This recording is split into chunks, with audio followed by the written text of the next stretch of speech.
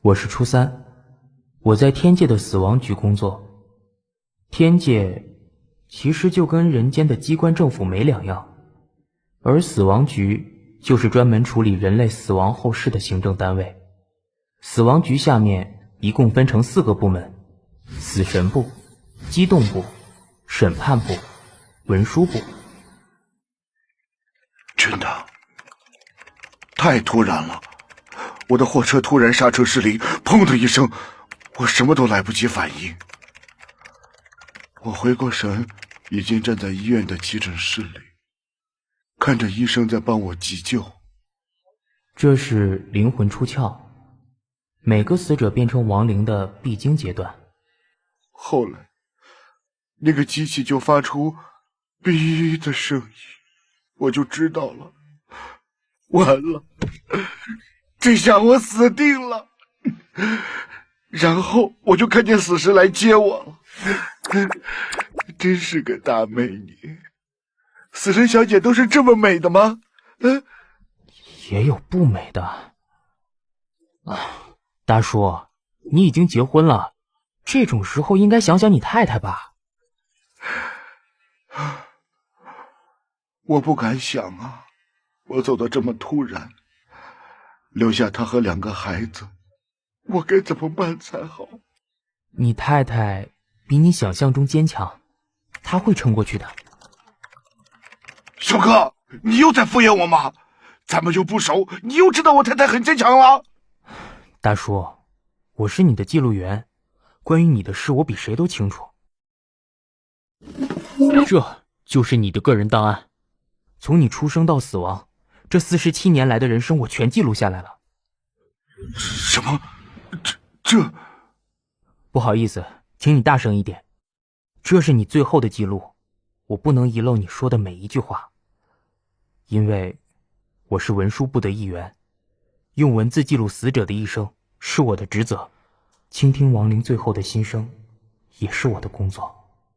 其实也没什么好说的，都走到这一步了，真要说就是遗憾吧。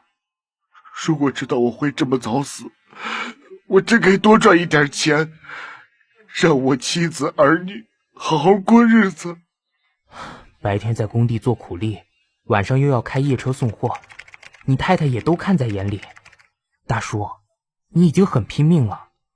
可是我连见他们最后一面的机会都没有，我儿子，我女儿，我太太，我都没有好好的陪伴。我老是忙着赚钱，可是现在算了，现在说什么都来不及了。时间到了，等一下会有审判部的职员带你去轮回局，请你在这里稍等一会儿。说，你的遗憾，你最后的心声，我都会帮你记录下来。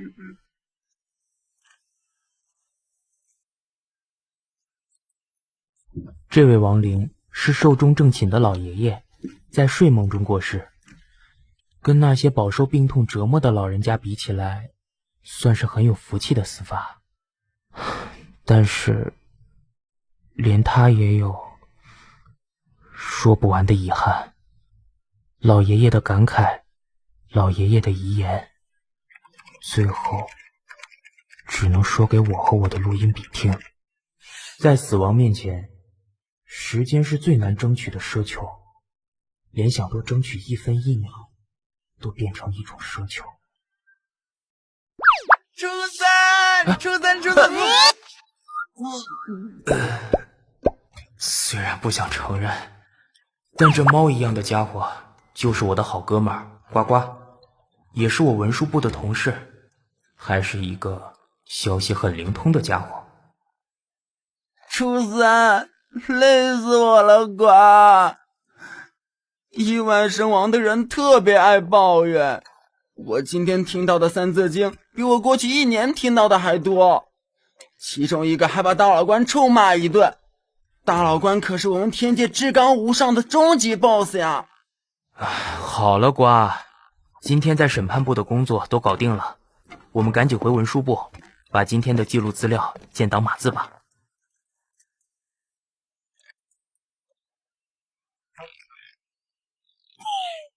初三，你听说了吗？我刚在审判部听到一个惊天动地的消息，大老官终于决定了，瓜。决定什么？就是那个呀，死亡通知。啊？不是还在开会讨论吗？我的天，那么以后世上每一个人都可以收到死亡通知了？好像不是人人有奖的，瓜。我听说这个死亡通知计划必须先从实验阶段开始进行。据我所知，上头已经挑出几个人选了，瓜。现在各部门的长官都在筹备了，瓜。就是说，这个实验性计划将会经过好几轮的测试，每一轮的测试都会挑出几个即将过世的特定人选，观察他们收到死亡通知以后的反应和作为，再依据每一轮的观察结果，决定人类未来是否都能收到死亡通知的，呱。初三，我问你啊，如果你的生命即将走到尽头，你想不想收到死亡通知？我根本不赞成这个实验计划。我知道，对多数人而言，这是个天大的好机会。但说穿了，死亡通知就是提前宣判一个人死刑。我打从心底里排斥这件事。可不可以认真点啊？亲爱的初三，当你生命快要结束之前，你不想收到死亡通知吗？他是初一，我的哥哥，死神部第2分队的分队长，又高又帅，号称死神部第2男神。嘘，但我现在心情糟透了，男神看起来也像个渣。怎么样，想不想？不想。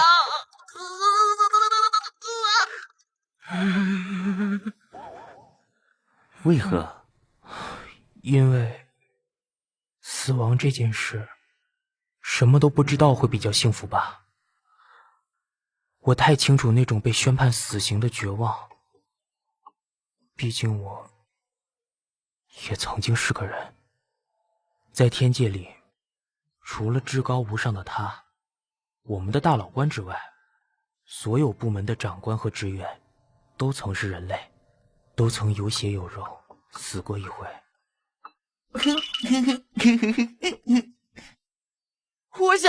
我超想收到死亡通知以后才可以赶快行动啊，呱！因为我想见到我初恋情人最后一面，呱！对了，这个死亡通知有没有期限啊？当人类收到死亡通知以后，只有7天的时间。7天一到，必定一死。啊？7天？7天能做什么？一个期限只有7天的死亡通知，到底能做什么？能挽回什么？又能弥补什么？倒数7天，这期限短的要命。他们收到这个死亡通知，10个有9个应该会哭死。亲爱的小三三，这个破天荒的计划案需要一个跑腿的专员，负责去通知死者的人选，并且观察他们这7天的所作所为，而局长决定就是你了。啊？为什么是我？我只是一个小小的记录员啊，担不起这么艰巨的重责大任啦。没办法，你被大力推荐，局长也认同了。谁是大力啊？大老板。对不起，我收回刚才那句话。去吧，局长等着见你。拜。因为大老官起了怜悯之心，决定给人类一个在临死前收到死亡通知的机会，而我得背负他的期许，去担任这个吃力不讨好的观察员，观察人类在紧迫逼人的倒数7天到底会做出什么事。而这些人所做的一切，究竟会让时间变得更好，还是更糟？该出发了。他的怜悯，人类是否能珍惜利用？这7天，我所看见的，会是恐惧、逃避，还是积极？如果你的生命即将走到尽头，你想不想收到死亡通知？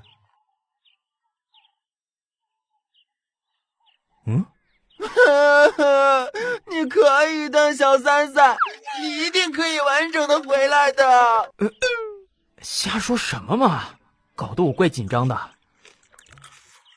别紧张，对即将死去的人而言，你就像手机闹铃一样，他们会感谢你的。这么没心没肺的鬼话，也只有肖邦你这混账说得出口。初三，干嘛？别苦着一张脸。关你屁事！怎么不关我的事？这次计划案的亡魂引渡，可是由我死神部第1大队负责的哦。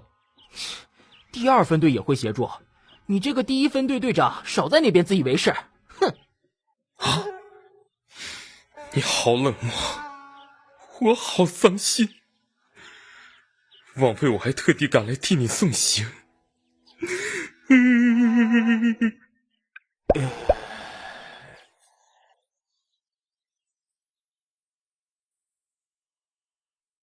这次被选中的实验对象都不是我负责记录的人，关于他们的人生，我一无所知。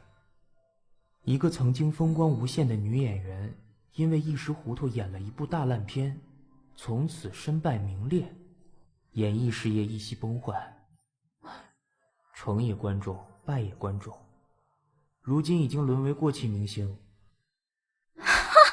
臭小子，居然骂我是蠢女人！你才蠢，你们全家都蠢！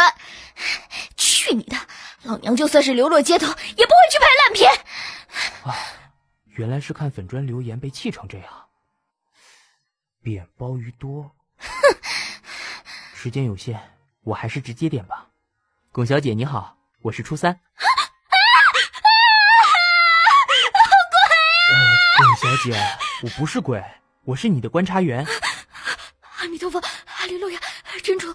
阿弥陀佛，哈利路亚，真主啊，真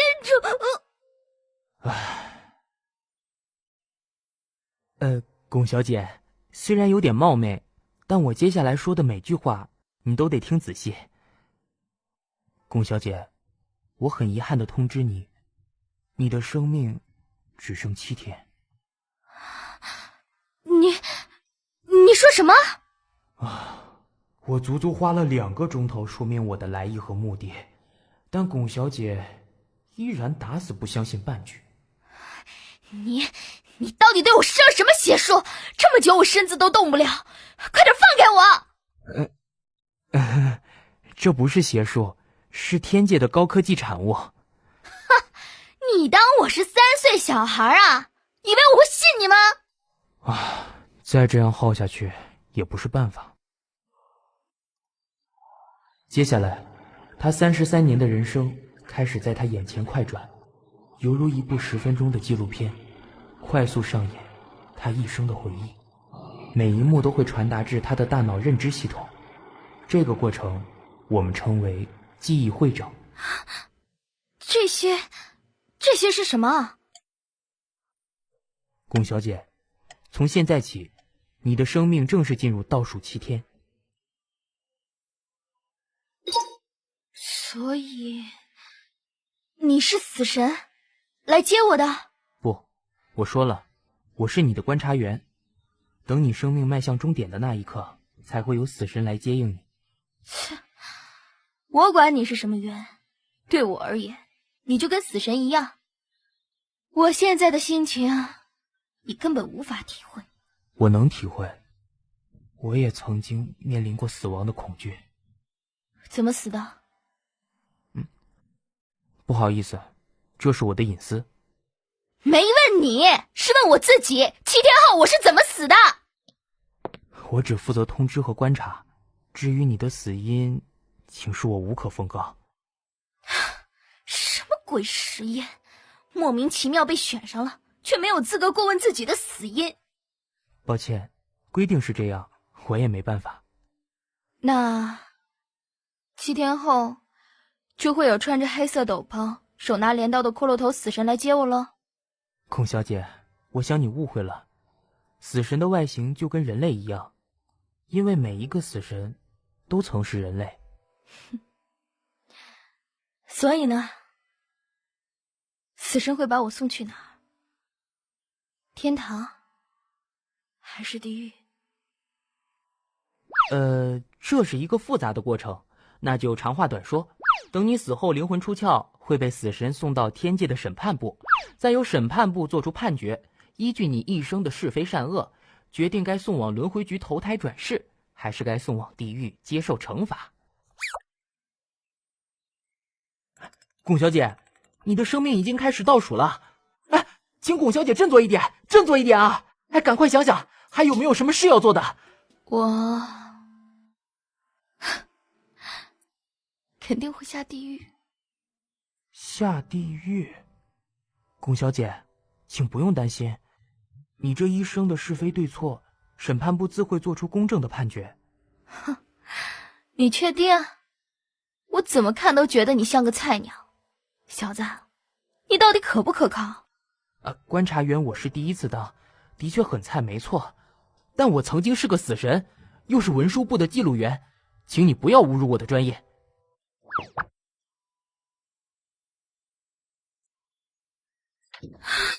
大佛，大佛，我快死了！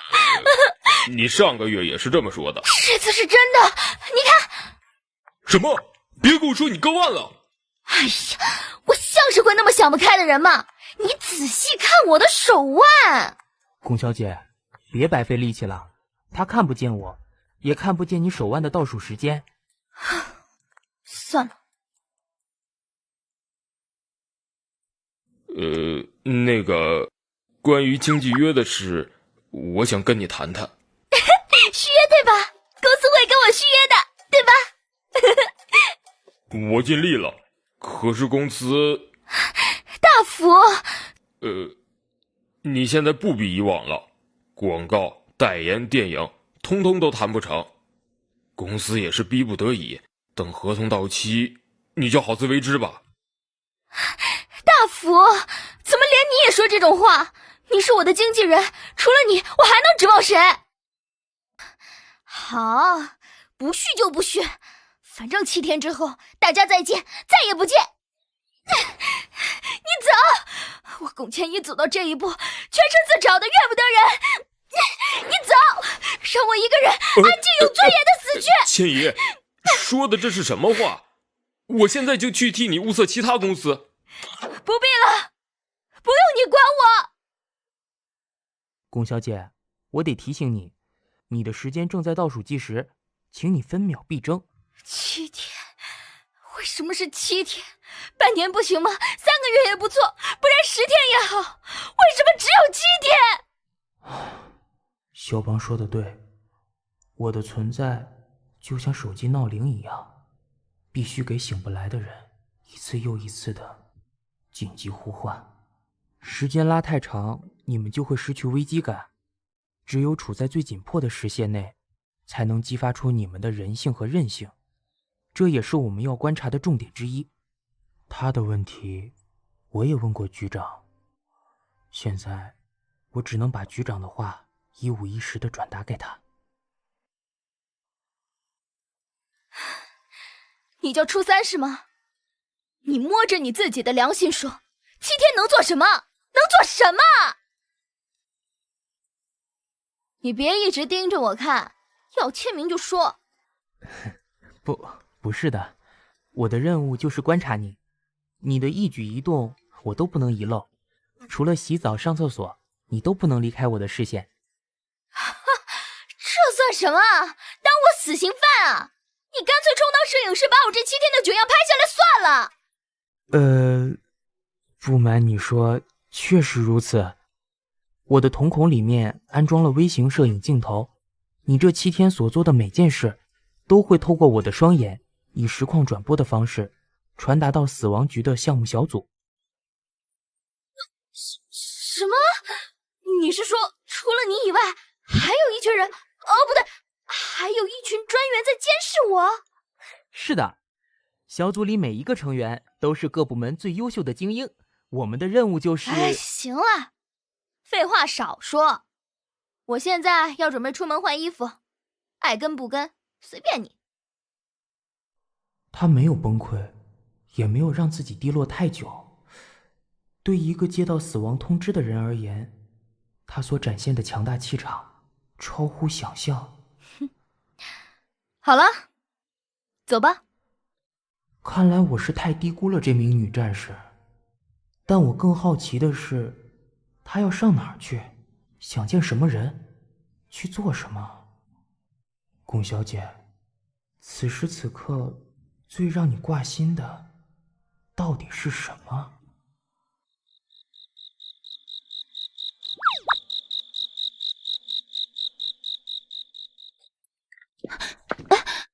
你来做什么？我家不欢迎你，你走。干嘛这么见外啊？咱们好几年不见了，我正好路过附近，过来看看你。妈咪抱！咦，阿姨，你是谁？老公，你先带小吴上去。来，小吴乖，上楼玩喽！才一转眼都长这么大了，用不着这么紧张，我只是来看看你，我的妹妹。你也知道，我这几年不太顺利，人在走下坡的时候，就特别的思亲嘛。活该，这是你的报应。我想也是。那老头儿还好吧？托你的福，好得很。走了，不送。无论风光，无论暗淡，他的身边始终无人相伴。初三，你看过我的人生档案，对吧？我从小志向就很坚定，还跟月亮发过誓，长大以后一定要做个大明星。你成功了。我为了走上这条路，抛弃过不少人。那一年我20岁，瞒着我爸偷偷拍了一支内衣广告，结果广告红了，我也红了，却被我爸拿藤条打到下不了床。2天后，我就离家出走了。你妹把她身上的钱全掏给你，还瞒着你们父母，帮你找了一间套房。对，但我依然抛下了我爸、我妈，还有他，跟大普签了约，开始了马不停蹄的演艺工作，从此跟家里断绝来往。你父亲说的都是气话，他不是真心要跟你断绝父女关系，而且你赚的钱几乎有一半都交给你妹，拿回家孝敬二老。真要说起来，也不算太无情。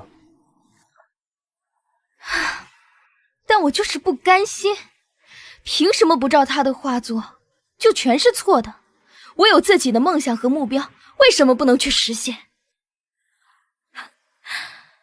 也难怪我妹恨死我，她暗地里帮我这么多，我却把家丢给她一个人，又要帮我爸照顾病重的母亲，又要上班工作。幸好她的男朋友一直很体贴。我妹夫就是刚才那个男人。他们在你拿下另一座大奖的那天结婚了，你礼金到人不到，再度成为全家公敌。是啊，我爱死上台领奖的成就感，亲情、爱情、友情什么的，在奖项面前全是浮云，哪怕最后免不了一死，我也要抱着奖项死去。问世间奖为何物？只叫龚小姐生死相许啊！初三，我就是这么自私、贪婪又狂妄的人。你说，这样的我，是不是该下地狱？龚小姐，我不知道你会不会下地狱，我只知道你的生命即将走到尽头了，请你无论如何都要把握这几天的时间，把你曾经舍弃的一切多少弥补一些回来。你怎么在这儿？又特意跑来找我，你到底想干什么？干嘛老是一副我要打劫你的惊恐样？姐妹一场，你就不能陪我好好聊一下吗？什么？你事业低潮，我帮不上忙；你情场失意，我也无能为力。谁叫你被奖项冲昏头脑，演一部没人看得懂的大烂片？沈巍那么爱你，却被你一脚踢开。不过也好，离开你之后，他的人生反而更加精彩。这一切，全都是你自找的。完了完了，龚千华小姐踩到地雷了，那个人的名字……别忘了，你风风光光的婚礼，还有你家这栋别墅，全是我拼命演戏赚来的。你可以恨我，但你不能瞧不起我。本小姐的尊严，还轮不到你来践踏。龚千怡，你真是无药可救了。你这个人，永远只想到你自己。你给我的钱，我一分一毫都没私吞，全存在爸的户头里。我的婚礼，我家的别墅，全是我丈夫辛苦赚来的，我从没在你身上贪图过什么。哦，是吗？你没有吗？那我送给你的礼物又算什么？你不是很宝贝吗？一天到晚捧在心上，就怕哪天被我抢回去。龚千怡，你给我闭嘴！别担心，送给你的礼物，我不会要回去。就算你想要，我也不会还，除非你踩过我的尸体。走吧，我赢了。啊？怎么赢的？什么时候？赢在哪儿？礼物，礼物！天哪！我终于意会过来，他们口中的礼物是什么了。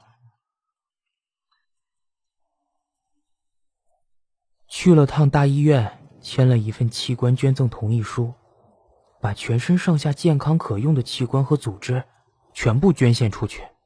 现在去的这些地方，80%是一趟回忆之旅，每一站，每一个景点，都是他今生今世难以忘怀的回忆。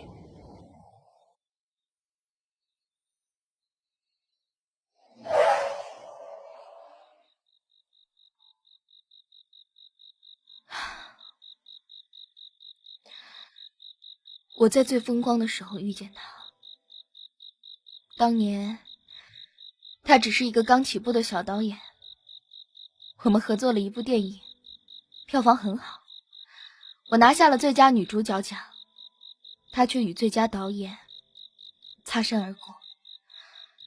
尽管如此，我们还是瞒着所有人如痴如狂的相爱一场，到头来却被我搞砸了。为什么爱着爱着，突然就不爱了？不是不爱，只是你知道的，比起爱情，比起婚姻，比起家庭，我更喜欢追逐名利。偏偏他只想安定下来。那年我27岁，演艺事业正值巅峰状态，说什么都不肯嫁给他。哪知道分手以后才发现，已经搞出一条人命了。所以你才会假借出国游学的名义，跑到英国待产。为什么不告诉他，你怀了他的孩子？因为这个孩子不属于他。什么？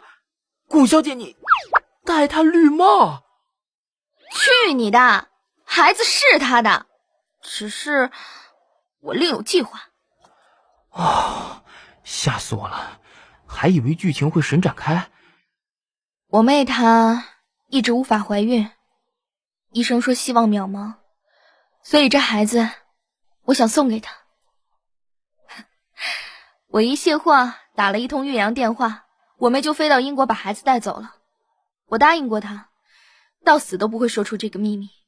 哦，这样也好，他们夫妻俩都把小物视为己出，你至少功德一件。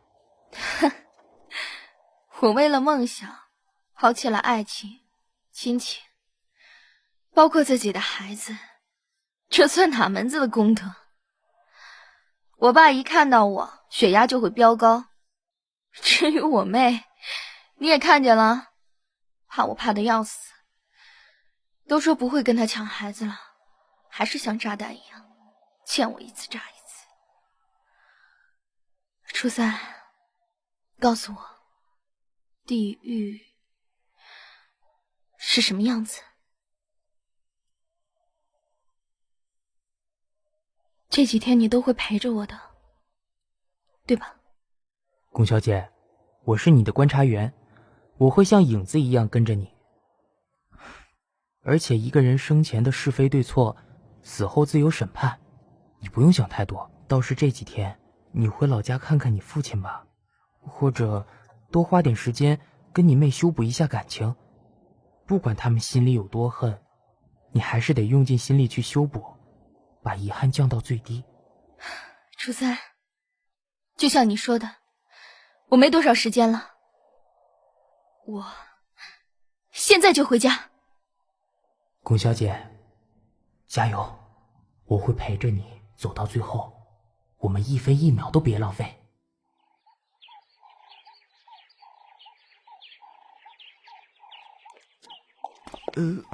我们为什么要像贼一样偷摸进来？嘘，因为我爸一见到我，铁定会拿藤条打我。拜托，你都几岁了？初三，你身上有没有什么法宝可以帮我隐形？你当我哆啦 A 梦啊？你们天界的高科技不是很先进吗？就是有没有那种隐形披风什么的？哼，你别妄想了，我只负责观察，顶多提供口头咨询，不能插手介入，也不能协助实验对象。我来帮你面对死亡，接受死亡，提醒你。还说是来帮我的。行了行了，你站在门口帮我把风，我进屋上个香，马上出来。你还有脸回来？给我滚！别再让我看到你！我是回来给妈上香的。上你个大头香！一大早就想气死我！滚！再不走，我放狗咬你！狗？要命！我最怕狗了。别怕，他是陆毅，跟我最要好了。啊！他为什么还追着我们啊？陆毅，是我，你不认识我了吗？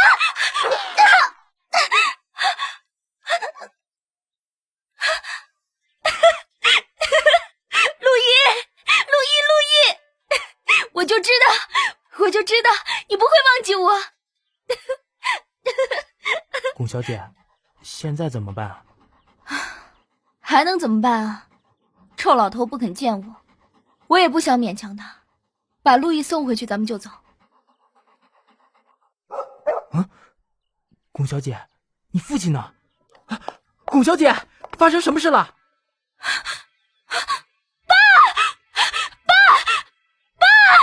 爸！肖邦，你刚来这里做什么？是谁？你来引渡谁？龚老先生吗？回答我！别急，我还在观望呢。难道今天是龚老先生的？初三，冷静一点，你该专注的对象是他，龚千仪。我知道，但躺在急诊室里面的人是他父亲。初三，你还没学到教训吗？执行任务中不能感情用事。混蛋，冷血动物！嘿呀，你又骂我，真不懂为什么你这么不爽我。我也不懂，为什么你光看我的眼神，就能读出我的心声。队长呼叫，我该走了，后会有期，别太想我哦。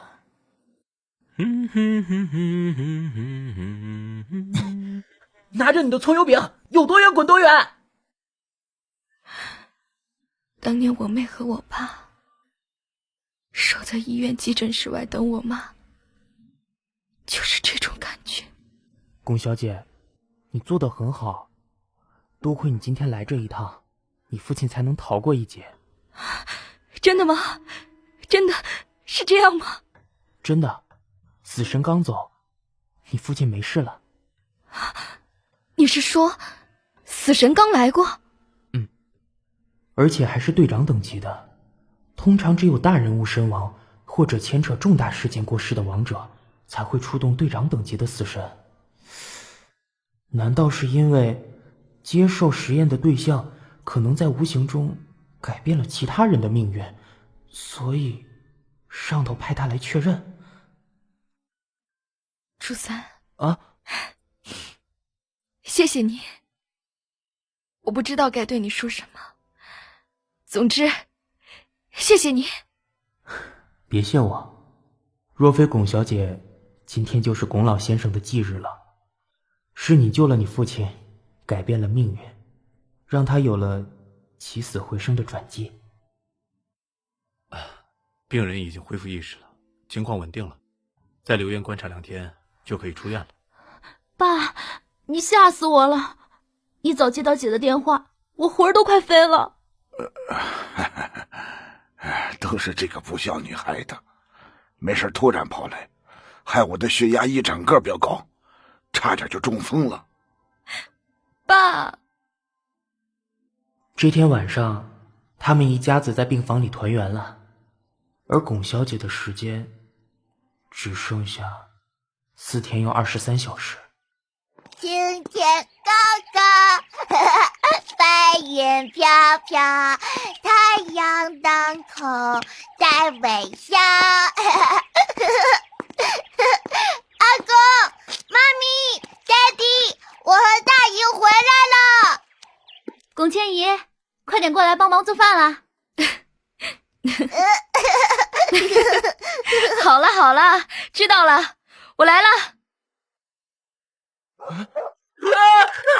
龚小姐，你快救我啊！大姨，帮我签个名吧。好啊，小物想签在哪儿呢？这里要签大一点哦。可能是他唯一一次，也是最后一次帮孩子签名，不是以母亲的立场，而是以大明星的身份。妈咪，你看大姨的签名。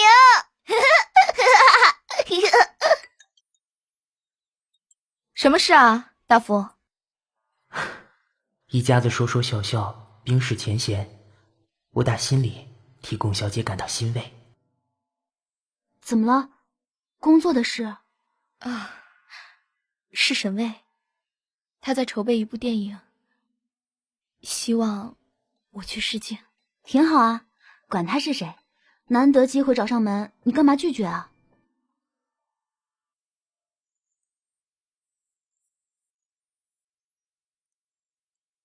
千姨，为什么拒绝？沈巍还特别指明你。我现在最不需要的就是他的同情。这个剧本我看过了，很适合你，所以他才会找你啊。大夫，这世上没有什么角色非我不可。我不是一个孝顺的女儿，也不是一个称职的母亲。幸好我还有一个妹妹，可以扮演好这2个角色。至于她的电影，就算不是我，也有其他演员可以胜任。我想这个世界没有我也无所谓了。你别吓我，你怎么了？嗑药了？龚小姐的笑容看起来好苦涩啊！随着倒数时间一天天的逼近，我想他心里一定非常的挣扎，非常的痛苦。只剩2天了，他会做什么呢？千姨，你的秘密我一直守口如瓶，你我都是老朋友了，听我一句，过去的就让它过去。你是龚千姨，打不死吓不倒的龚千姨，我相信你一定会成功的。帮我发简讯给媒体，明天下午召开记者会，我要息影。大夫，对不起，可我累了，我想停在这里，趁我还有时间，正式跟影坛道别。这天夜里，龚小姐一直无法入眠。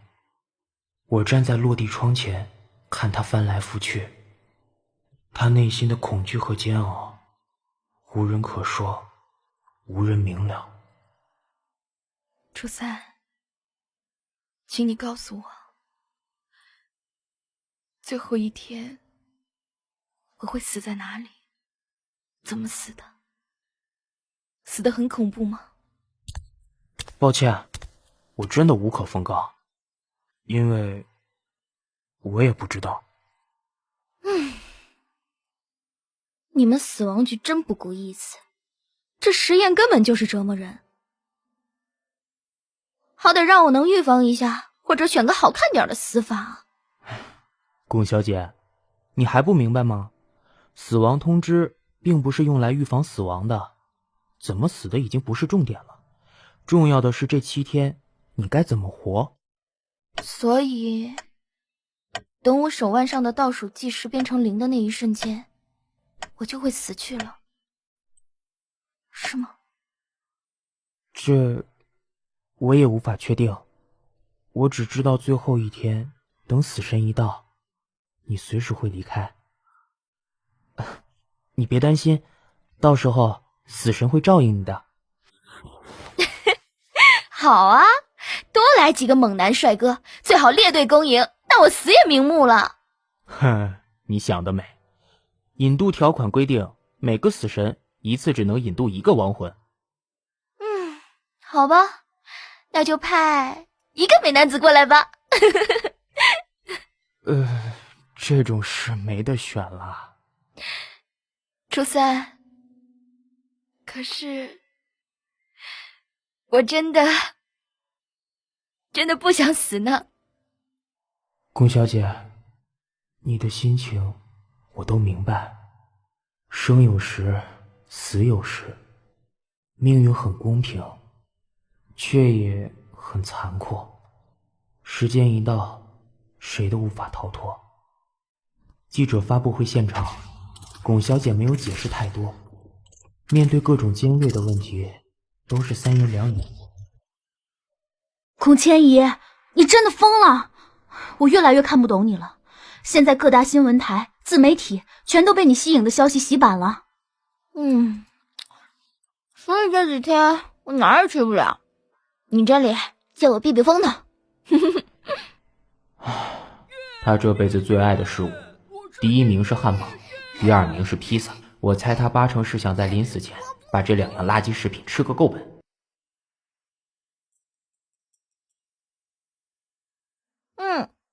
谁呀？记者吗？是沈巍。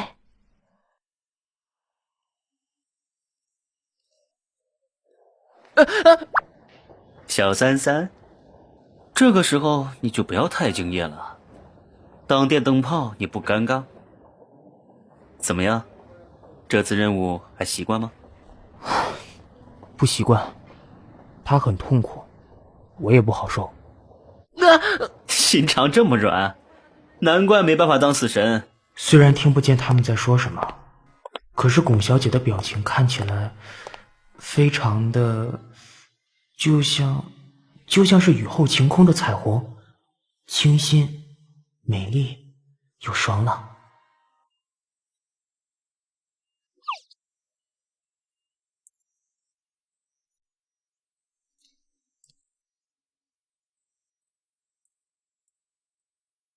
这是他以前拿来跟我求婚的戒指。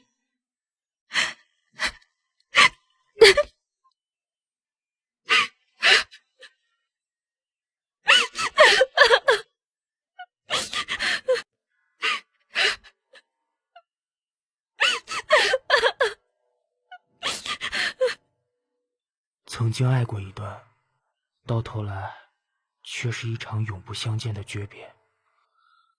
他的时间只剩下倒数24小时。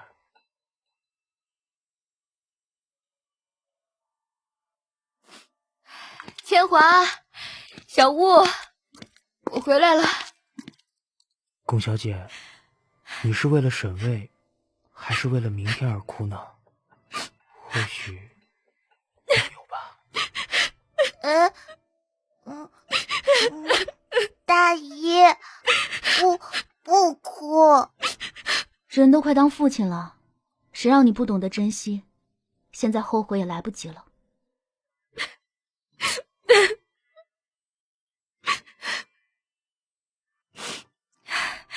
谁说我后悔了？我只是不甘心，才5年他就爱上别人了。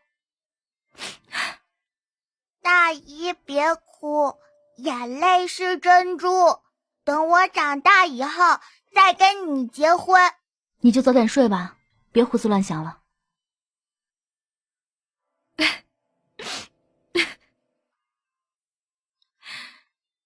初三，明天就是最后一天了。别怕，我会陪着你，一直走到最后一秒。这也太松了吧，根本不是我的尺寸啊！龚小姐，若有来生，愿你能义无反顾、全心全意的再爱一场。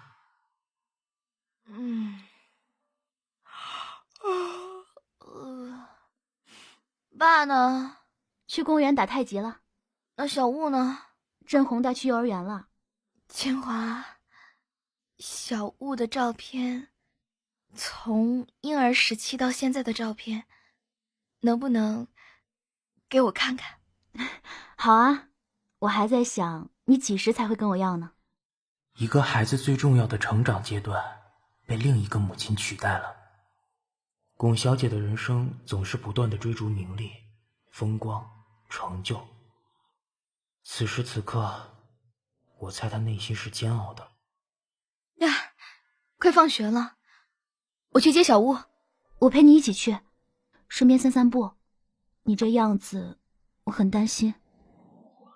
你先在这里等着，我去接小雾出来。好。又是你，做什么？放开我！你的任务快结束了，上头有脸，派我来盯着。啊！一个是来接龚小姐的，那另一个呢？是谁？龚小姐的妹妹，还是小雾？啊！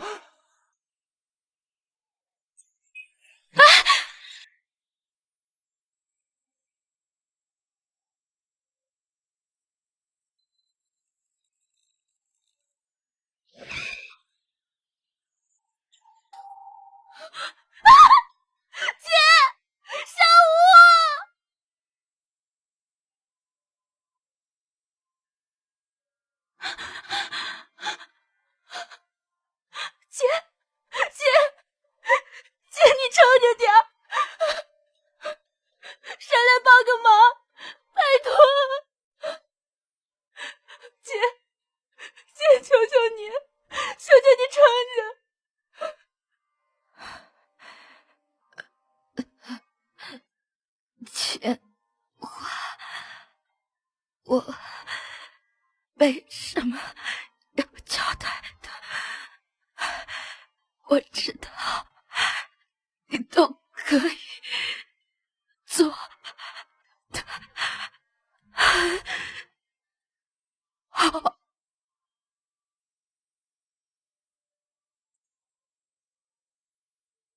龚小姐，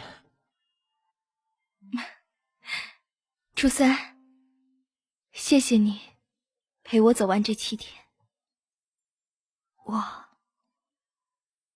没有任何遗憾。龚小姐，你不但救了你父亲，还救了你的孩子。你这7天1分1秒都没浪费，活得比谁都精彩。我望着天际，望着龚小姐始终洒脱的背影，忽然想起她说过的话：大家再见，再也不见。她我行我素，任性潇洒的一生就此迈向终点，却留给人们好几部念念不忘的电影，留给沈巍一段缅怀于心的爱，留给他妹妹一个无比珍贵的至宝，留给他父亲一个含饴弄孙的晚年，留给他儿子一个完整的家庭。龚小姐，你走了，却留下了许多礼物，而你本身就是最棒的礼物。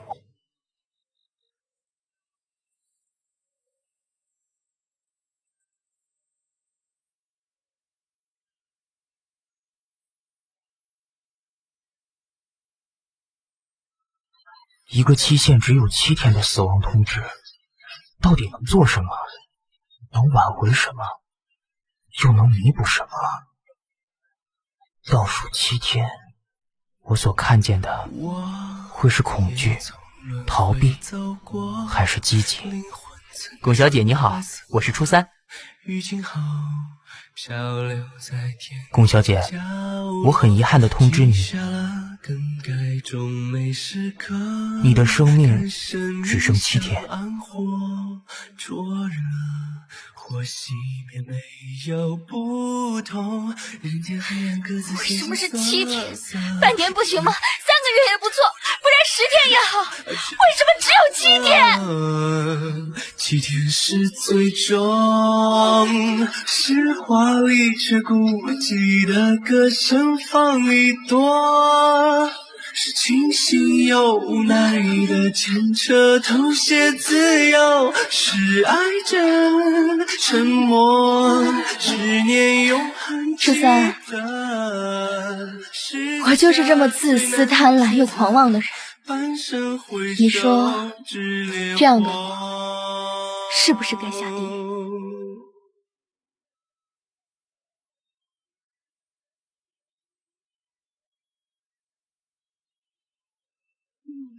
我多次闭眼放过，它被与你淹没，注定吗？的命运清算因果，主宰着这世界的某某，只做无情的妈咪，大姨，帮我签个名吧。大姨别哭。遥远的天空，死亡语言忽然将你左手。小木，陪你走至末，也许推到悬崖才可破茧重逢。谁人将命中光的气色换作彩虹？熄了所有，收回遗憾笑容。姐，你抽着点。姐，求求你抽着。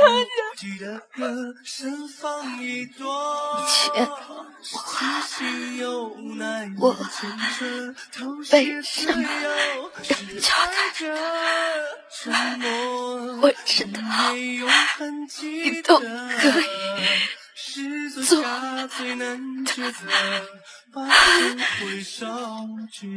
到。初三，谢谢你陪我走完这7天，我没有任何遗憾。也许跌下悬崖才可破茧重逢，泪水将命中光的气色凝结彩虹，就醒过是梦。龚小姐，若有来生，愿你能义无反顾，全心全意的在爱着。祝你好梦，你值得。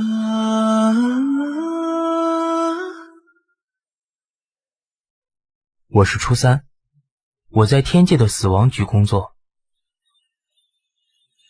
在死亡面前，时间是最难争取的奢求，连想多争取1分1秒，都变成一种奢求。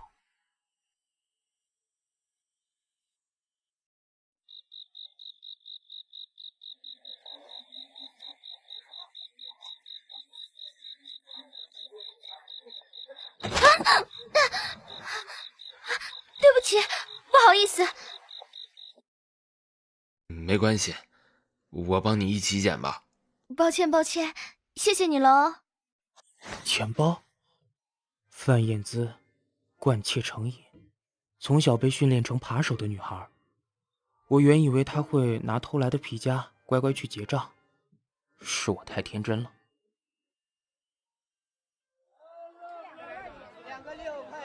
今天又能满载而归了，轻松到手。小姐，买条口香糖吧。老爷爷，钱收好，别弄丢了。你好，我是初三。切，我还初2嘞。范小姐，初三是我的名字，还有，我不是在跟你搭讪。你是谁？你怎么知道我的？你叫范燕姿，今年23岁，父母都在牢里，还得蹲10年才能重见天日。你还有……靠！瘪一条子！该死，我的小银河被他爬走了！啊，失策！不愧是金牌扒手啊！哦，幸亏我的记性还不错，凭记忆找到他的巢穴。切，什么破电脑啊，连个 logo 都没有。我的电脑可没 logo 的哦。你是怎么进来的？走进来的。啊？怎么可能？我5道安全锁都锁上了，你到底是怎么走进来的？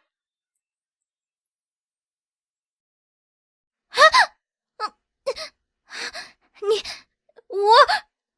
把我怎么了？为什么我不能动了？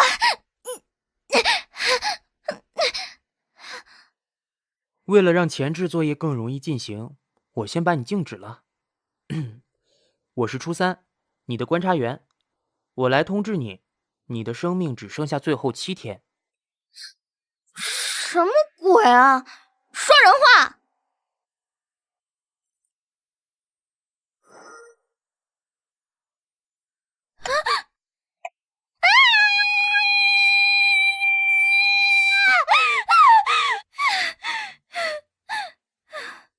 在他静止不动的期间，我尽量以最快的速度说明我的来意和目的。范燕姿是个聪明人，并没有浪费太多时间质疑我。我身后的镜子应该具有足够的说服力。报应，这一定是我的报应。范小姐，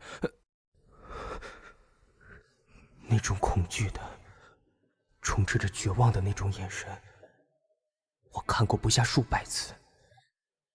当我还是死神的时候，我畏惧那种眼神，所以范小姐，请不要用那种眼神看着我。我跟你一样，都害怕死亡。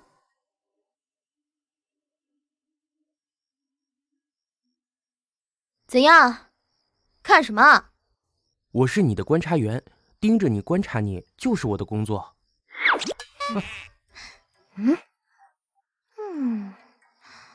你的瞳孔看起来很一般嘛，真的有安装微型摄像镜头在里面吗？真的了，没骗你。别发呆了，你是不是该做点什么呢？时间不多了。才7天，能做什么呀？7天能做的事可多了。上一位公……差点忘了，任务期间不能跟现有实验对象提及其他实验对象，以免受到影响。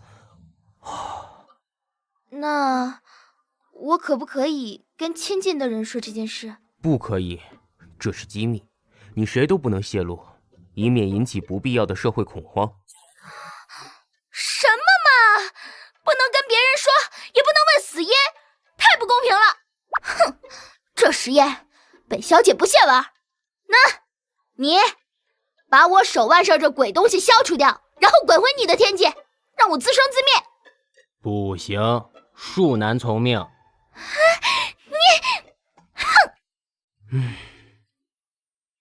你说你叫初三，哼，你年纪看起来跟我差不多，今年几岁啊？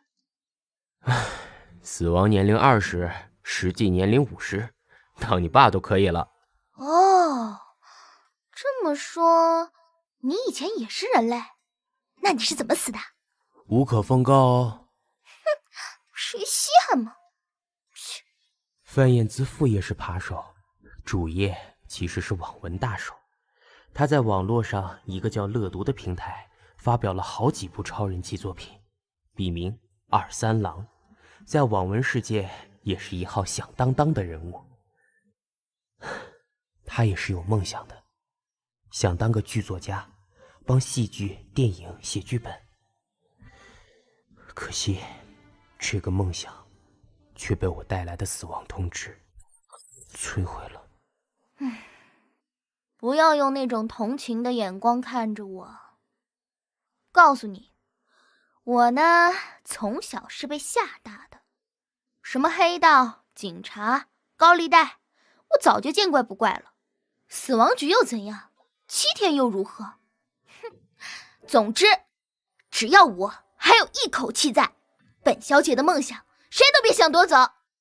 那我的破茧而出参加了这届电影剧本大赏，那20万的首奖奖金，本小姐要定了。你只有7天，就算你拿到首奖，那20万你也用不到了。在我死之前，我一定会写完它。就算钱用不到了，至少我的作品留在这世上了。很好，我也越来越欣赏他了。可惜，他活在一个乌黑的环境里，被一双肮脏的手控制着，已经回不了头了。我由衷盼望，这7天他能破茧而出，彻底摆脱。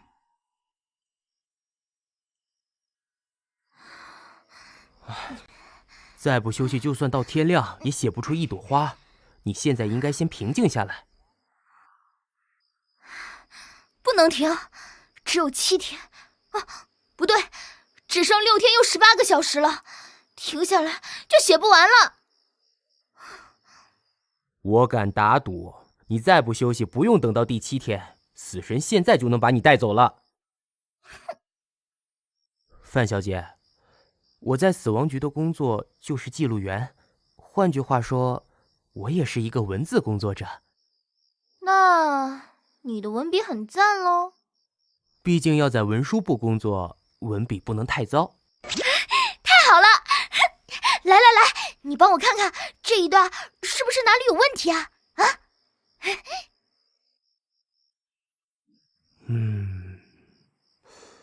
基本上没什么大问题，不过冲突性太低，无法引起共鸣。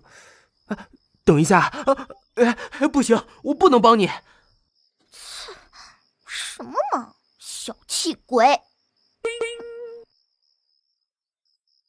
啊，今天的终于忙完了。哎，你连我睡觉也要盯着吗？对，把我当成台灯就行了，尽管放心的睡。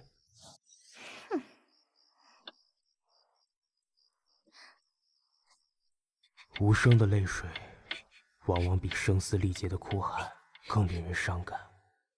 虽无声，却震耳欲聋。这一夜，他太沉重。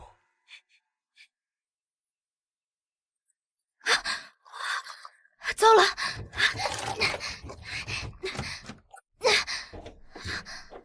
是他，范世杰，范引姿同父异母的哥哥，赌徒、酒鬼、毒虫。是他，范世杰，范引姿同父异母的哥哥，赌徒、酒鬼、毒虫。你好人磨磨唧唧的，钱呢？七千先给你，我晚一点再出去。干，7千哪够？你欠抽吗？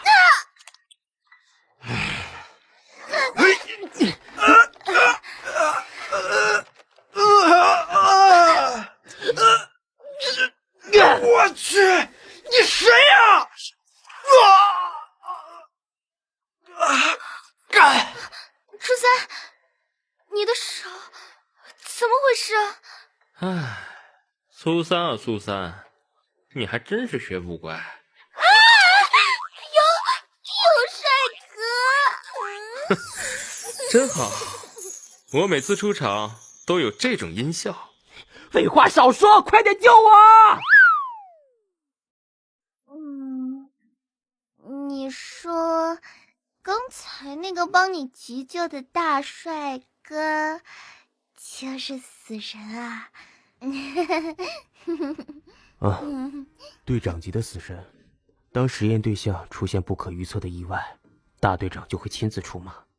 这次意外是我造成的，我不该出手干预他们兄妹的事，手被烤焦只是一个警告。初三，你的手都焦成这样了，你以后……没事，已经包扎了，明天就会康复，你不用担心。谢谢你帮了我，对不起，害到你了。那你为什么不逃跑？范世杰昏盲的时间比清醒的时间多，你大可逃离这城市一走了之。我哥以前不是这样子的，小时候每次被我爸毒打一顿，不给饭吃，都是我哥偷偷拿东西给我吃。他现在这样，我不能丢下他不管。你有雏鸟情节吗？他变成这样是自找的，跟你无关。你不能总为了他去当扒手啊！初三，我没办法丢下他不管。他欠了一屁股债，我需要那20万奖金帮他还债。范引姿，你真的有够傻。还好啦，换个角度想，我其实就快解脱了。一路收获不小。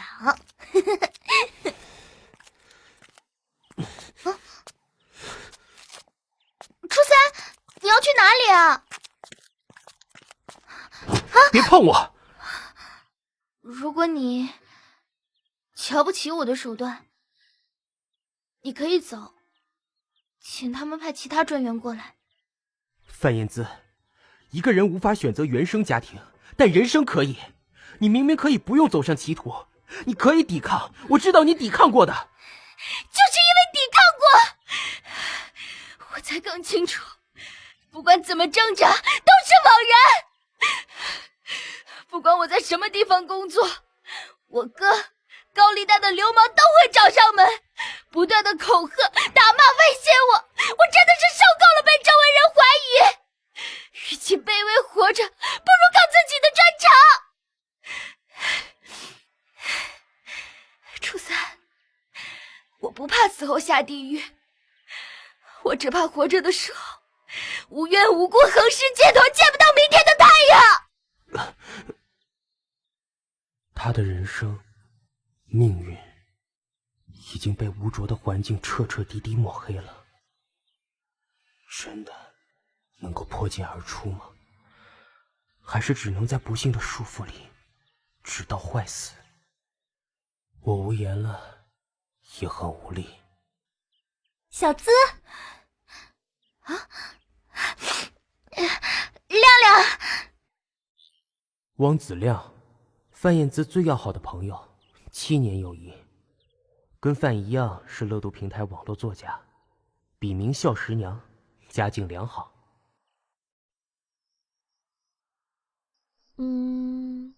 这里有点怪，我觉得冲突性太强烈了，一下子峰回路转，好像太突兀了。是吗？啊，那一段是我和汪子亮提出建议的部分，出乎意料的是，他谁也没听，用自己的实力把剧情改得荡气回肠。我恍然明白，他之所以喜欢写文章，是因为他的作品他自己主宰。初三，你等着看，我一定会写完它，写好它。他笔下的主角不像他真实的人生，壮志难伸，处处受人限制，都被他赋予了勇气和毅力。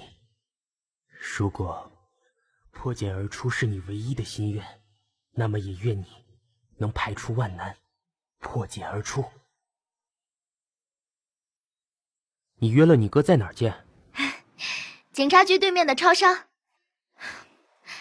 这是最后一次了，把这些钱给他之后，我就要专心写剧本了。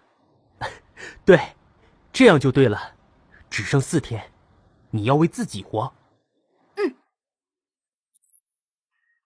还有2个凶神恶煞的地下钱庄流氓站在范世杰身旁。那这里有5万，你先拿去，剩下的我过几天再给你。过几天是几天呢？小妹妹，你可别耍花样了，不然你哥的下场。再给我5天时间，我需要筹钱，下次会多给一点。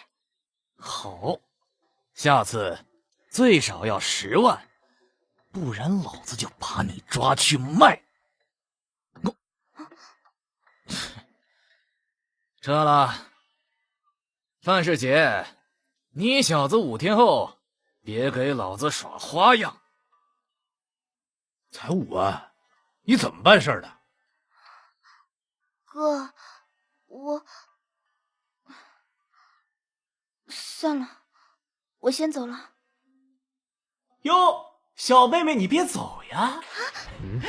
范世杰，你这小子，这就是你妹吧？啊，不错呀，超真的耶！我今天没钱没有，你们别浪费时间了。哈，没钱呀？那让你妹陪我们1晚，这2馆大爷我免费奉送。范燕姿，你还愣着干什么？快跑！你要是敢叫一声，你哥就完了。你想做什么？小三三，放开我！他有危险，我必须救他！你给我待在这里，哪都不准去。怎么连你也这样？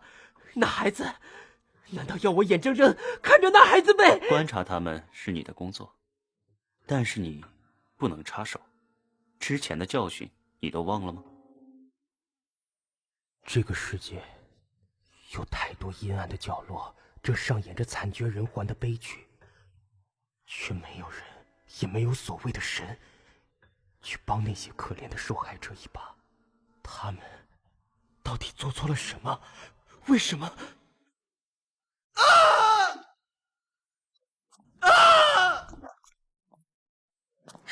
初三，快跑！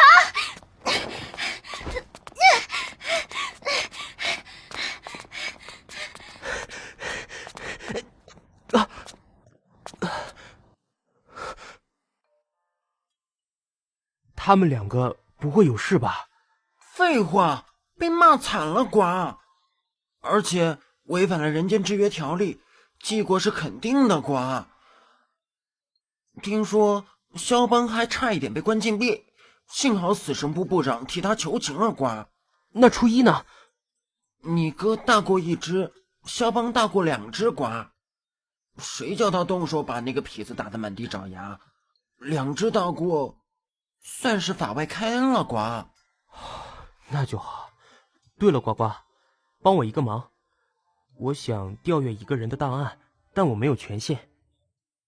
你帮我问一下，范世杰这个人是谁负责的？能不能把他的人生档案传给我？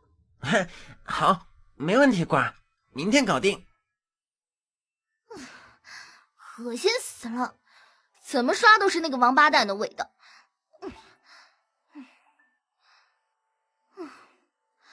说来也奇怪，刚才那个王八蛋啊，好像鬼上身一样，突然大吼大叫，一下子拿头去撞墙，一下子倒在地上扭来扭去。我才有机会逃跑的。那是你走运，肖邦和初一2个队长不惜违反职权救了你。初三，我哥他会不会出事啊？你没有多少时间了，顾好你自己就行了。初三，人死了以后，除了接受审判、轮回、下地狱，是不是还有其他的出路？比如死亡局的记录员什么的。你问这个干什么？我原本是死神，因为职务上的疏失才被调到文书部。不要问我做了什么，那是我永远的痛。我羡慕你呀。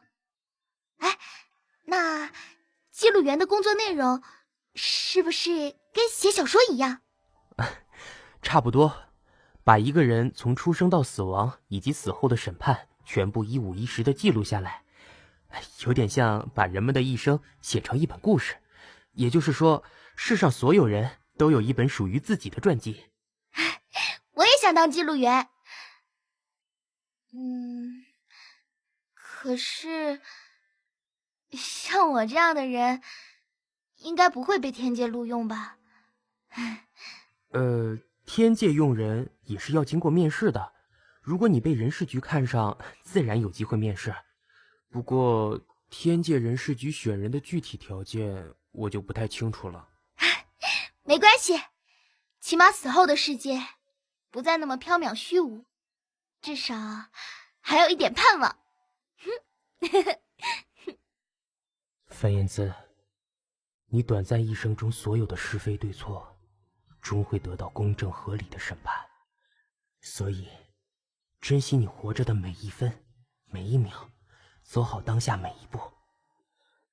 在这紧迫逼人的期限里，别再彷徨，别再犯错。瓜，你刚说什么？范世杰和汪子亮？初三，答应我，你可不能插手瓜，不然你……我知道，我已经3支大过全满，没有犯错的余地了。知道就好，瓜。我把范世杰的档案传给你，你可千万别搞砸了，否则我也会被记过处分的，瓜。范世杰的人生档案里竟然会出现他，汪子亮。姑且不论范世杰这个人渣，但汪子亮这女孩根本就是披着人皮的狼。难怪我会对她产生一种人面兽心的直觉。你干嘛？怎么一脸便秘的表情啊？喂？传给你了，你帮我看看。剩下的最后完结再拼一拼，应该就快写完了。不会吧？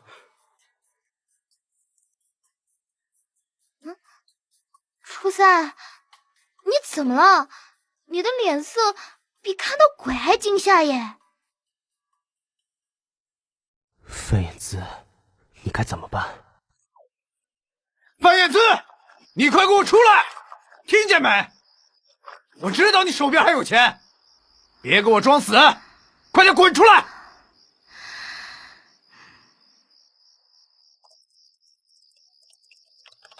小子，老子已经报警了，有种你别跑，大半夜的还让不让人睡觉啊？切！此刻，仿佛全世界只剩下他的破茧而出，钱、死亡、范世杰，通通都不存在了。范燕姿，无论那个终点是否如你所愿，都请你千万别灰心，请你撑到最后，留给你自己一个无悔的结局。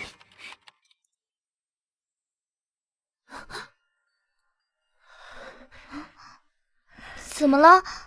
是哪里写的不好吗？亮亮，你怎么不说话呀？没有，你写的很棒，小资，我觉得你的剧本很有希望啊。不过有些地方还需要润饰下。你把最后这几篇传给我，我再仔细的帮你润稿。好，可是要快哦，我没有多少时间了。怎么会？大赛截稿日期还有10天，你的时间还很充裕啊。10天，我没有那么多时间。这样吧，我回去改完立马传给你。不会延误太长时间的。拜拜。汪子亮究竟在盘算什么？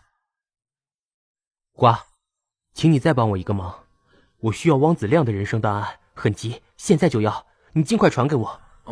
等我一下，瓜，我先去确认他的记录员是谁。初三，汪子亮的记录员是小 B。小 B 说，目前记录到的部分还没有任何线索，只知道他把范燕姿的剧本全都储存在计算机里，一个字都没有修改。那范燕姿的死跟他有关吗？我刚看了汪子亮的人生档案，完全没有记录到这个部分。可能因为事情还没发生，小 B 还接收不到数据。好，你请小 B 把汪子亮的人生档案传给我。初三，帮你这个忙是没问题，但你千万不能插手哦。别忘了，人类的命运只能靠他们自己扭转，绝不能被我们的介入影响，不然牵一发动全身，会引发蝴蝶效应的。我明白蝴蝶效应所引发的连锁反应，我比谁都清楚，那是一种混沌失序的现象。我搞砸过一次，造成了严重不可收拾的后果，所以这次我不会插手。范燕姿，对不起。我现在不方便接听，请在 B 一声后留言。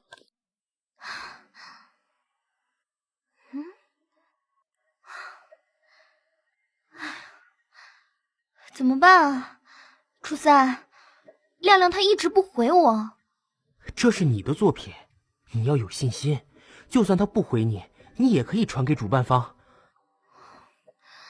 可是我不确定，或许还有什么地方真的需要修改。范燕姿，汪子亮不是评委，你自己的故事你自己最清楚。把心静下来，看看你的手腕，你已经进入最后倒数了，没有时间犹豫了。你说的对。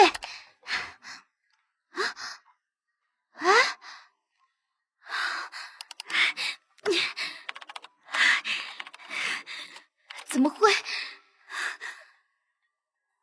完完整整，一字不差。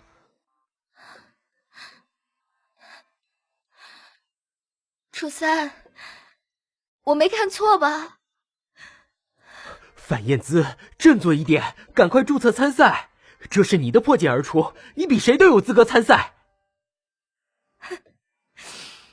2部一模一样的破茧而出同时报名，而我马上就会死去。这场比赛我已经输了。先不管输赢，重点是你要有始有终，才不枉费你这几天拼命赶稿的心血。有始有终。对，完成你最后一个步骤，把你的破茧而出传上去。范燕姿，初三，我好像开始懂了。啊？什么？我是个小偷，从小到大都是。我偷取了许多人的财物，或许其中有些钱是某个人要拿去急用的急用金，或者是某个人辛辛苦苦赚来的血汗钱，可是却被我偷走了。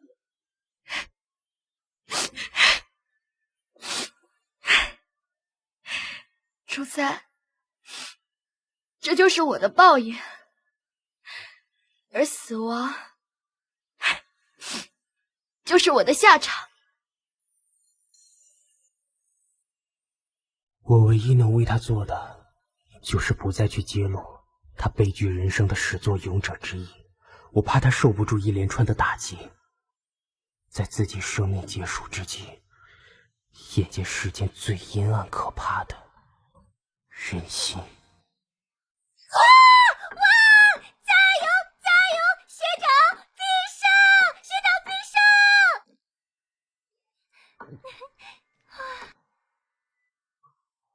慢慢，两人开始交往，但是分手吧。不料范世杰始乱终弃，交往了半年就把汪子亮给放生了。汪子亮因此怀恨在心，在尾随范世杰的途中，遇见范世杰的妹妹。好朋友、姐妹淘，根本都是假象，全是范燕姿一厢情愿的假象。汪子亮根本没有将范燕姿当作好朋友，不过是加以利用。范世杰本来可以保送国立体大，一场车祸断送了大好前程。是他剪断了你哥的脚踏车刹车线。那场车祸不是意外，是一场预谋，一个失心疯女孩不择手段的报复。范世杰自此一蹶不振，整日颓废，不务正业，而后还染上赌博嗜酒习性。范燕姿被迫陷入泥沼，无法脱身。你哥惹上了一个蛇蝎心肠的女孩，毁了他自己的人生，也连带波及了你的人生。事已至此，我只能看着他在分分秒秒的倒数计时中陷入深渊。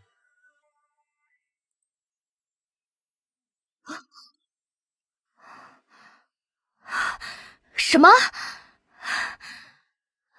是谁？汪子亮吗？不是。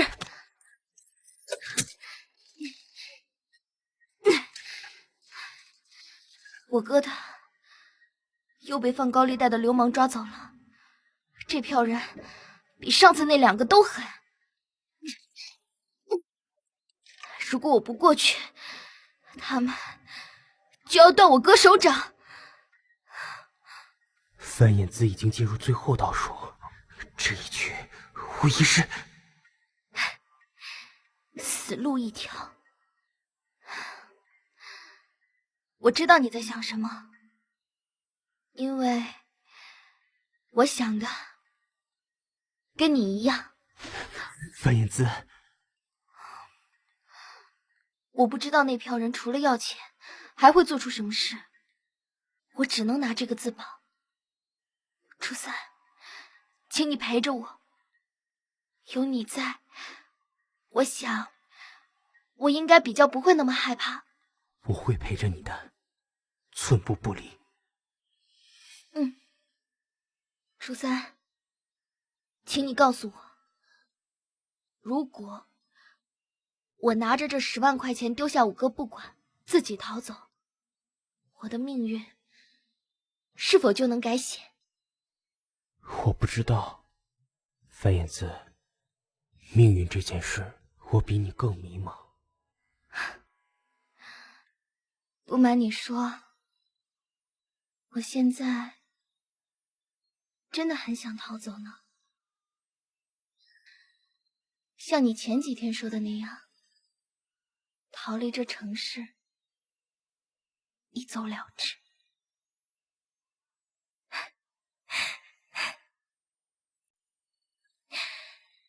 可是我放不下小时候喂饭给我吃的哥哥，在我被打得遍体鳞伤时，偷偷喂饭给我吃的哥哥。范燕子，你真傻。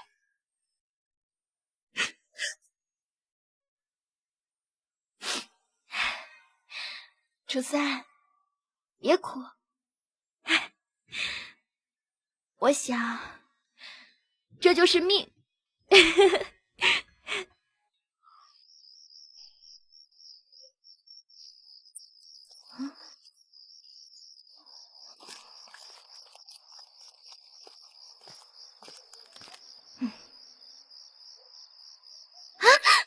别动。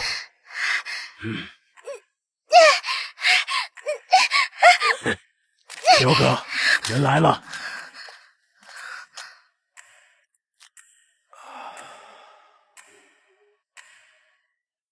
小妞，钱呢？我只有10万。哼，10万？你哥欠了我200万，像你这种挤牙膏的还法，要还到什么时候？彪哥，你行行好，请你再给我几个月时间，能不能先放了我哥？小妞，我看你也别当扒手了，直接跟了老子，哼，我不会亏待你的。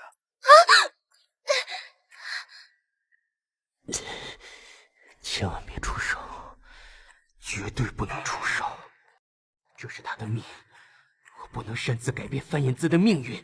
哎，彪哥，不用跟他废话，几针打下去，再关个几天，等他发作受不了，别说跟了你，叫他去卖都可以。听见没有啊？啊，你是要自己乖乖就范，还是要老子用药教训你啊？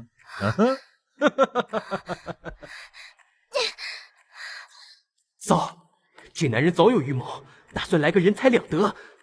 啊，是秦风，死神第一大队的副队，难道范燕姿？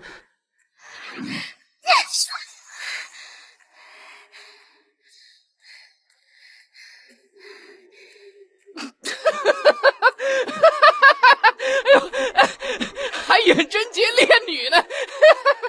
范燕姿不要，自杀是重罪，求求你别做傻事！淮安，放开我！我不能眼睁睁看着他自杀！就知道你会这样，所以局长派我来阻止你。初三，横竖一死，我的命我要自己做主。哼，你有本事就一刀捅下去，老子马上放了你哥。彪哥，那你可要说话算话。不要啊！范燕姿！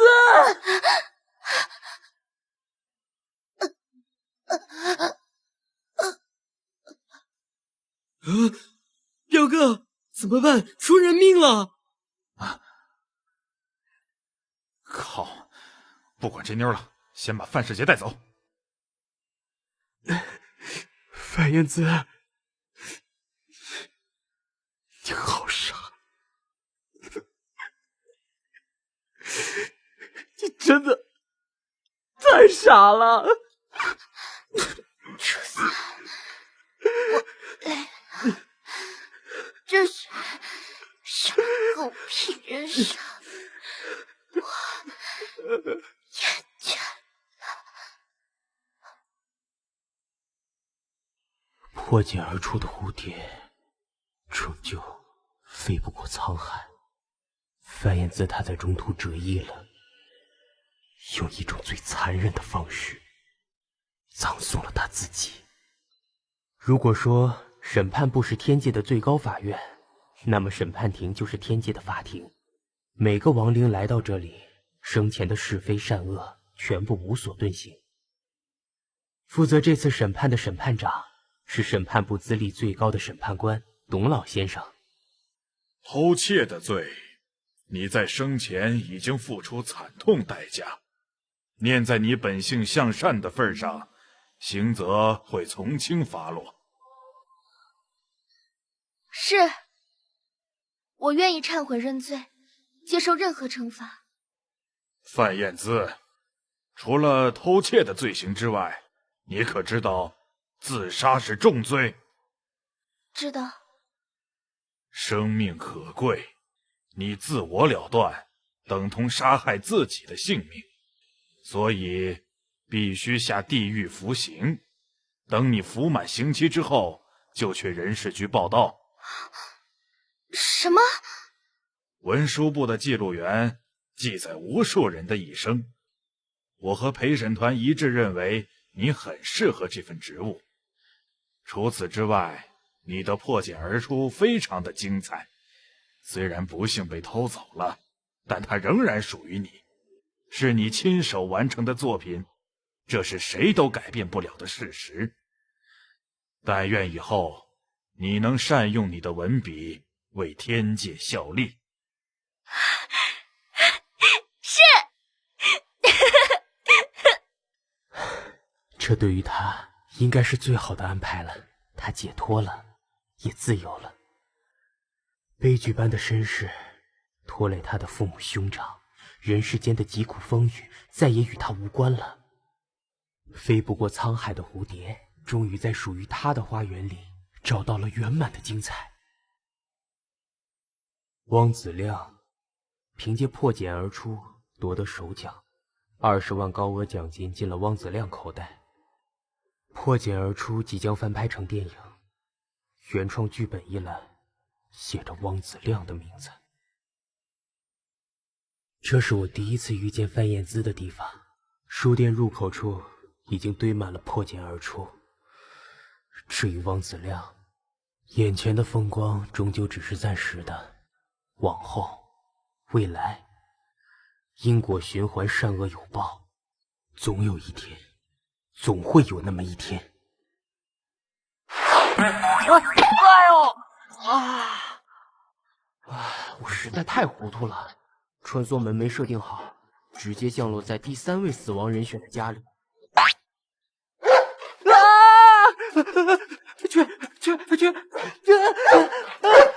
将军，走开！将军不行啊！宋先生，救命啊！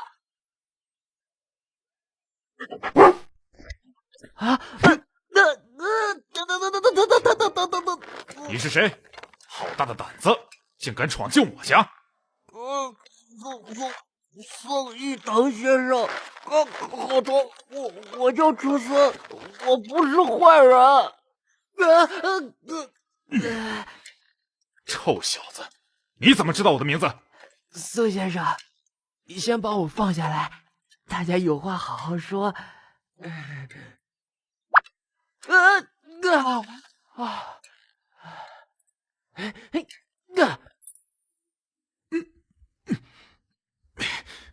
该死的，动不了了！你对我做了什么？将军，咬他！宋先生，我是初三，你别误会，我不是鬼。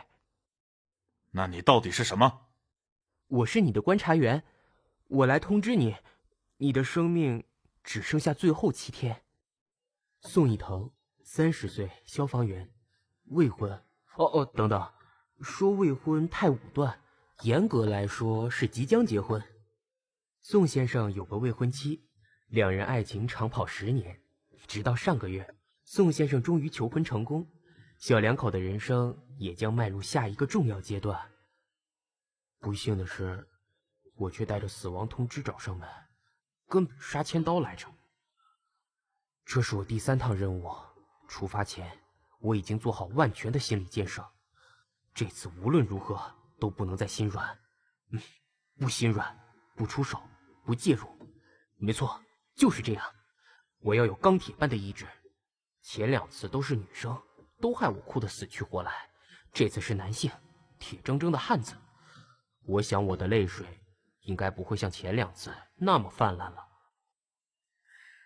或许吧。啊？以前也有一个算命的，说我活不过30岁。宋先生，我很遗憾只剩7天，请你把握时间。直觉猜想，8成是宋先生的未婚妻柳云生小姐。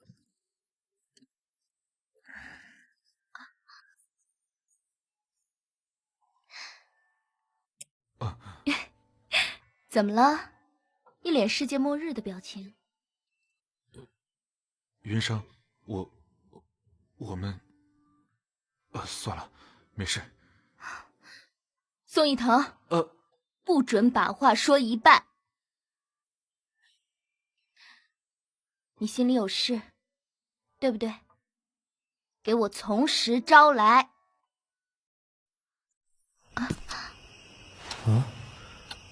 直觉猜想，8成是宋先生的未婚妻柳云生小姐。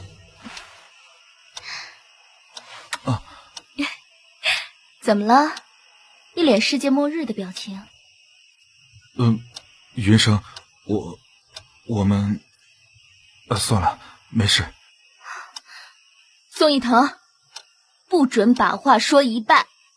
你心里有事，对不对？给我从实招来。好爽啊！哎呦，我的小宝贝！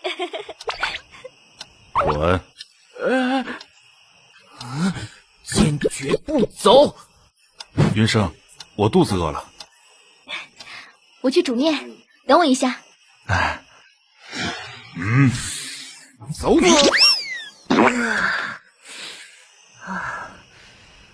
男人果然比女人铁腕。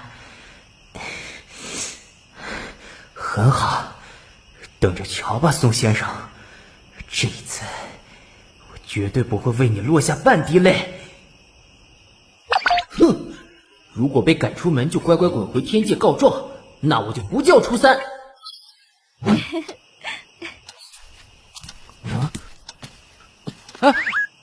你别太过分，连我们睡觉你也要监视。哼，才不是监视呢，是观察哦。我管你监视还是观察，总之你给我滚，别再让我看见你。宋先生，你放心，我刚刚已经回报项目小组了。由于你的情况比较特殊，所以上级特别允许你们就寝的时候，我可以不用处在一旁观察，以免打扰你们2位。晚上我会留在客厅待命，你就安心的睡吧。阴魂不散！我才不是阴魂不散好吗？我只是坚守岗位嘛。哼，这男人还真不是普通的强硬，只有在他未婚妻面前才会像个温柔多情的大暖男。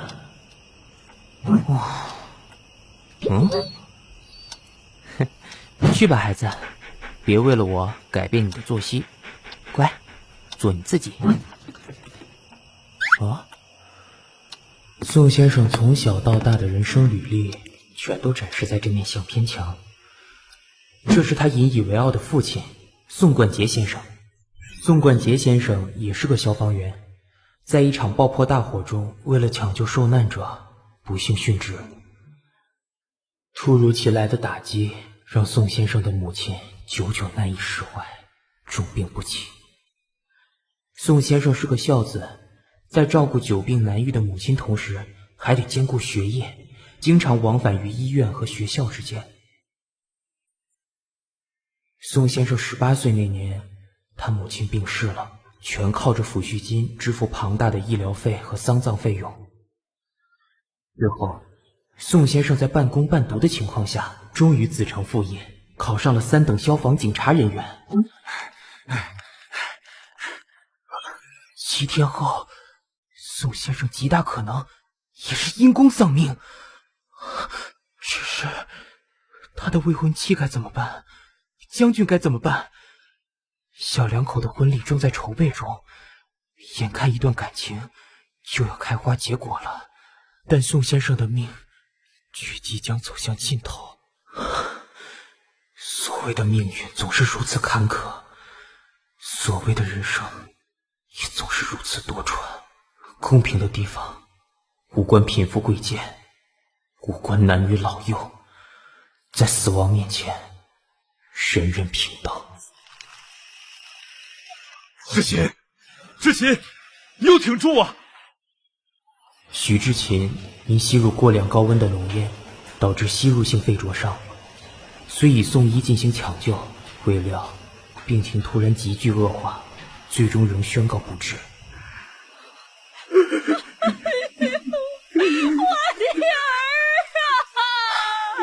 我们一起经历了。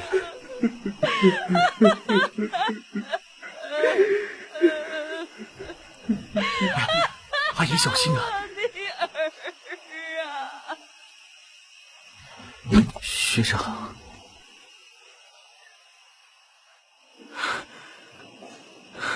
谢谢你的指导，大家都尽力了，是我的疏失，才会造成这样的遗憾。发喜帖给哪些朋友好呢？今天早上，志勤殉职了。那千分呢？千分怎么办？我不跟你讨论千分，我想说的是，我们两个之后该怎么办？宋一腾，我知道你要说什么。这个问题，我们之前已经讨论过上百次了。我还是老话一句，我若没有十足10的心理准备，不会答应嫁给你。所以，我们之间的问题不需要再讨论。千分现在一定很痛苦，我去陪陪他。我们不能结婚，他还这么年轻，我不能害他守寡。初三，我本来还蛮不爽的，觉得你爱演晦气，但现在，我反倒对你充满感激。宋先生，别谢我，真要谢就谢我的大老板。死亡通知的实验计划是他决定的，连接受测试的人选都是他亲自挑选的。我大概明白你的大老官为什么会选上我。宋冠杰先生英勇殉职，得年35岁，留下一妻一子，导致宋先生母子在如此悲痛的死亡阴影下走过一段最艰辛的岁月。而如今，宋一腾先生也即将走上他父亲赴汤蹈火、视死如归的义勇之路，末路又将悲剧重演。在那生死一瞬间的紧要关头，也将是测验人性的关键时刻。宋先生，当那天到来的时候，你是否也会像宋冠杰先生那样义无反顾地冲进火场？还是你会为了柳小姐不惜舍弃你扛在肩头上的义勇荣光？在那命悬一线的存亡之下，宋先生，你究竟会怎么选择？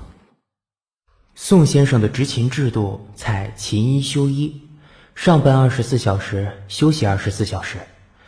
在聚少离多的情况下，正在闹别扭的小两口更没有机会坐下来心平气和地把事情谈开。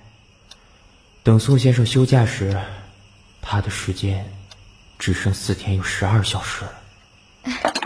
快点吃，吃完我要跟你讨论婚礼细节。我说过了，没有婚礼，没有细节，这些事不需要再讨论了。宋一腾，我知道知情的事对你影响很大，可是你不能这么对我，太残忍了。余生，这些年我们参加过多少丧礼，送走了多少队友，要不要我一个一个算给你听？不用，我也在消防局工作，虽然单位不同，但消防员的殉职几率我比你更清楚。那你应该也知道，殉职家属的心情不是3天2夜就能平复的，痛苦煎熬的滋味，我深刻的领教过，却不是你能体会的。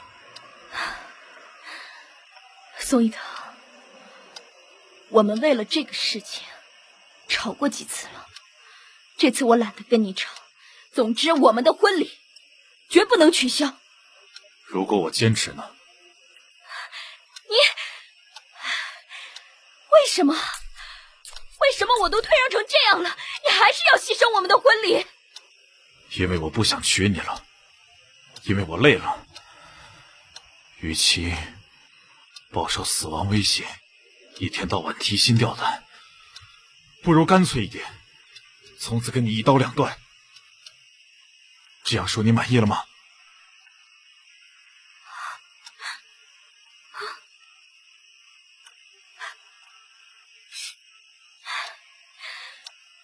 算了，反正婚礼还有一段时间，大不了把婚礼往后延，让你先单独冷静一阵子，等你想通了，我们再继续。柳云生，你是耳背还是脑子不好使？要我说几遍你才听得懂？没有婚礼了，我们之间已经结束了。趁现在喊停，一切都还来得及，别逼我在婚礼上放你鸽子。宋先生还嫌自己不够残酷吗？根本撒狗血又泼盐酸嘛！我要是柳小姐，直接甩他一巴掌了。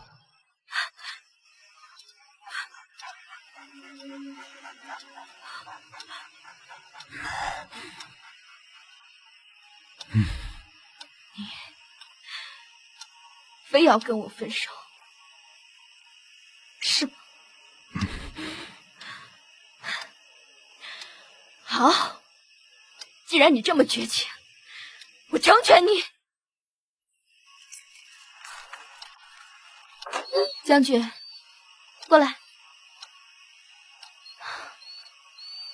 妈妈跟爸爸分开了，你乖乖的跟妈妈回家。哼，既然你这么决绝，我想你也不需要将军了。这孩子我要带走，还给你一个清净。宋一腾，你是一个胆小鬼，像你这种人，孤独最适合你了。恭喜你，你恢复单身了，也恭喜我自己单身万岁。咱们俩就此拜拜，老死不相往来。哎，宋先生，你再不追上去，你会后悔的。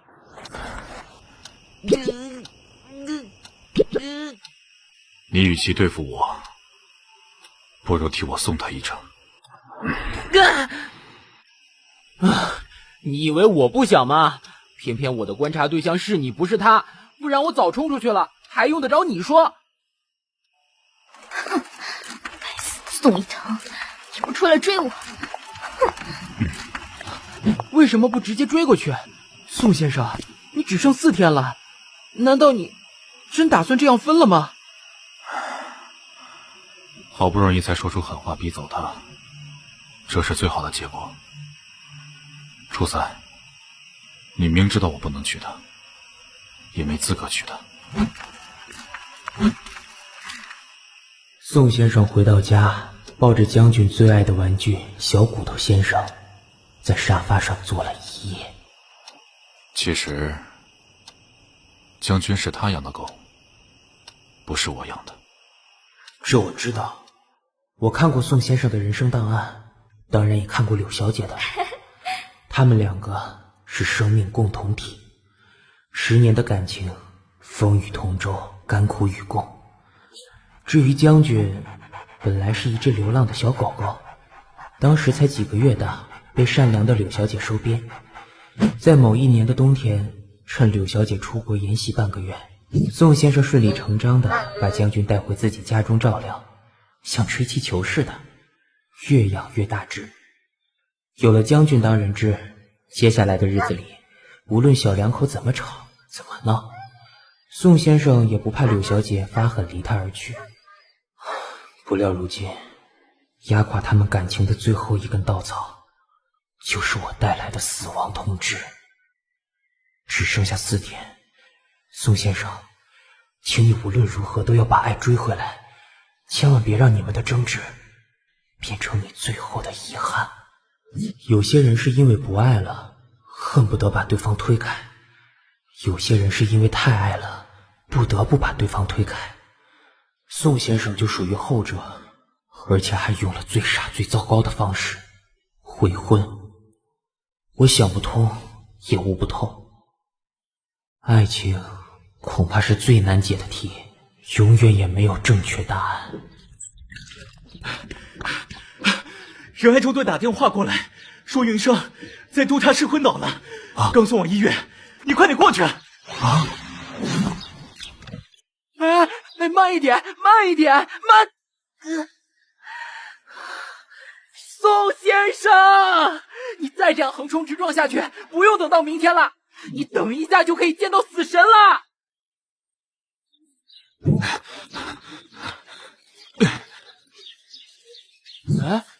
妇产科？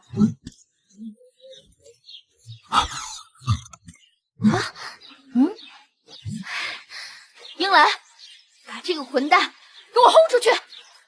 唉，混蛋总是孩子的爸，要轰你自己轰。你什么时候知道的？怎么都没跟我说？哼，我有机会说吗？你有给我时间说吗？前天你是怎么对我的？你走开，不准碰我！你这个没良心的胆小鬼，我才不承认你是这孩子的爸！好，都是我的错，你别发这么大火。哼，本来就是你的错，难不成还是我的错？都是你，害我气到头昏眼花。云生，宋先生，关于死亡通知的事，一个字都不能提哦。我知道他措手不及，但世事无常，所谓的意外通常就是出乎意料之外。前天才分手，今天却得知柳小姐怀孕，他们的孩子，一个新生命正在柳小姐的腹中孕育着。有了孩子的羁绊，他和柳小姐之间的关系更无法说断就断。然而明天他的性命即将画上句号。宋先生，你该怎么做，又该如何抉择？这是个大难题，它需要时间沉淀，需要时间思考。偏偏他现在最缺乏的就是时间。我看他凝望着柳小姐的双眼，无论柳小姐怎么骂，他都不吭一声。余生，1个月后的婚礼，我无法陪你进教堂，别问为什么。我有说不出口的苦衷。如果你还愿意嫁给我，今天下午我们就去办结婚登记。宋一腾，你在玩我吗？一下子提分手，一下子又要办结婚登记，你耍我吗？余生，我不想让你走上我母亲的后路。如果没有孩子，我一样不会结这个婚。可是现在，我不能让我们的孩子成为私生子。我不懂，你到底有什么事瞒着我？为什么总是一副我们没有明天的样子？别问，云生，什么都别问，我真的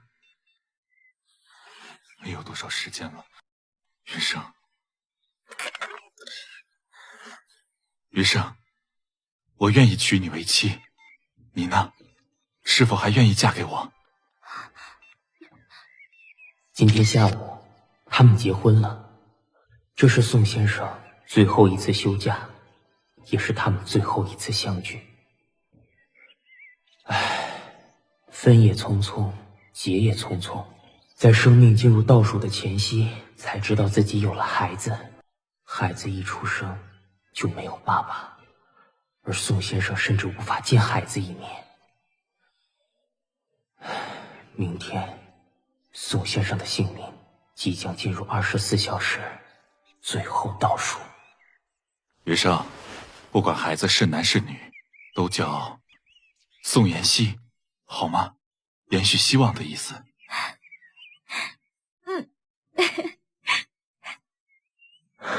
花开花落，终将结果，并非一无所有。当爱已经走到悬崖，非得天人永隔的时候，其实可以不用放手，而是手牵手一起走到最后。我知道他想记住家的样子，在临走前留下最美好的记忆。我今天下班买猪脚回来卤好不好？突然好想吃。好啊，顺便买面线，我想吃猪脚面线。好。哎，小希，爸爸要走喽，你要乖乖的，不可以调皮，要听妈妈的话。他的妻子，他的孩子，将军，家，终将随着他今天的离去，变成他生前的回忆。市区一都饭店着火，起火原因疑似2楼餐厅发生瓦斯起爆，火势迅速往上蔓延。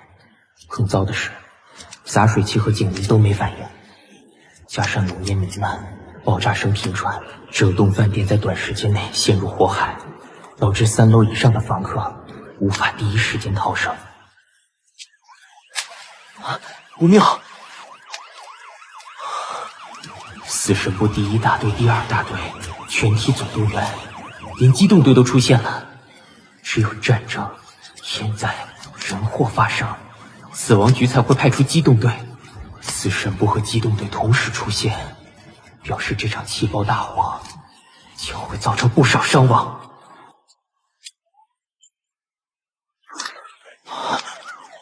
初三，你发什么愣？跟紧宋先生！宋先生，你在哪里？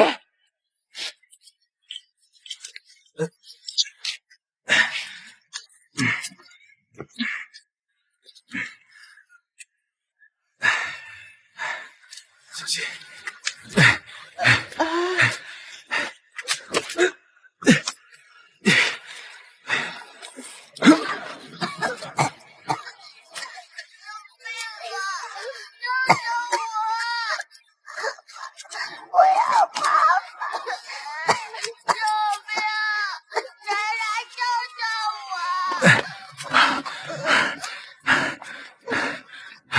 给你。救命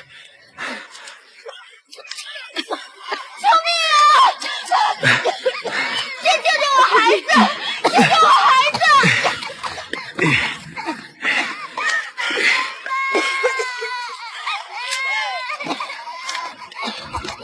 随着火势蔓延，2个孩子的母亲被困在火海之中，已经奄奄一息。所有的通道已被烈火包围，难以突破。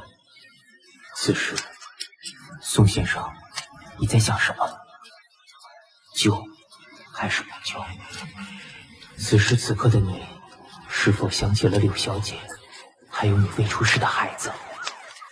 宋先生是会像他父亲宋冠杰先生那样，义无反顾地冲进火场，壮烈牺牲，还是会为了柳小姐，不惜舍弃他扛在肩头上的义勇荣光？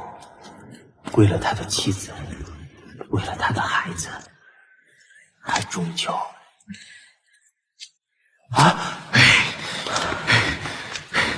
我不知道是什么念头改变了他，促使他再度投身火场之中。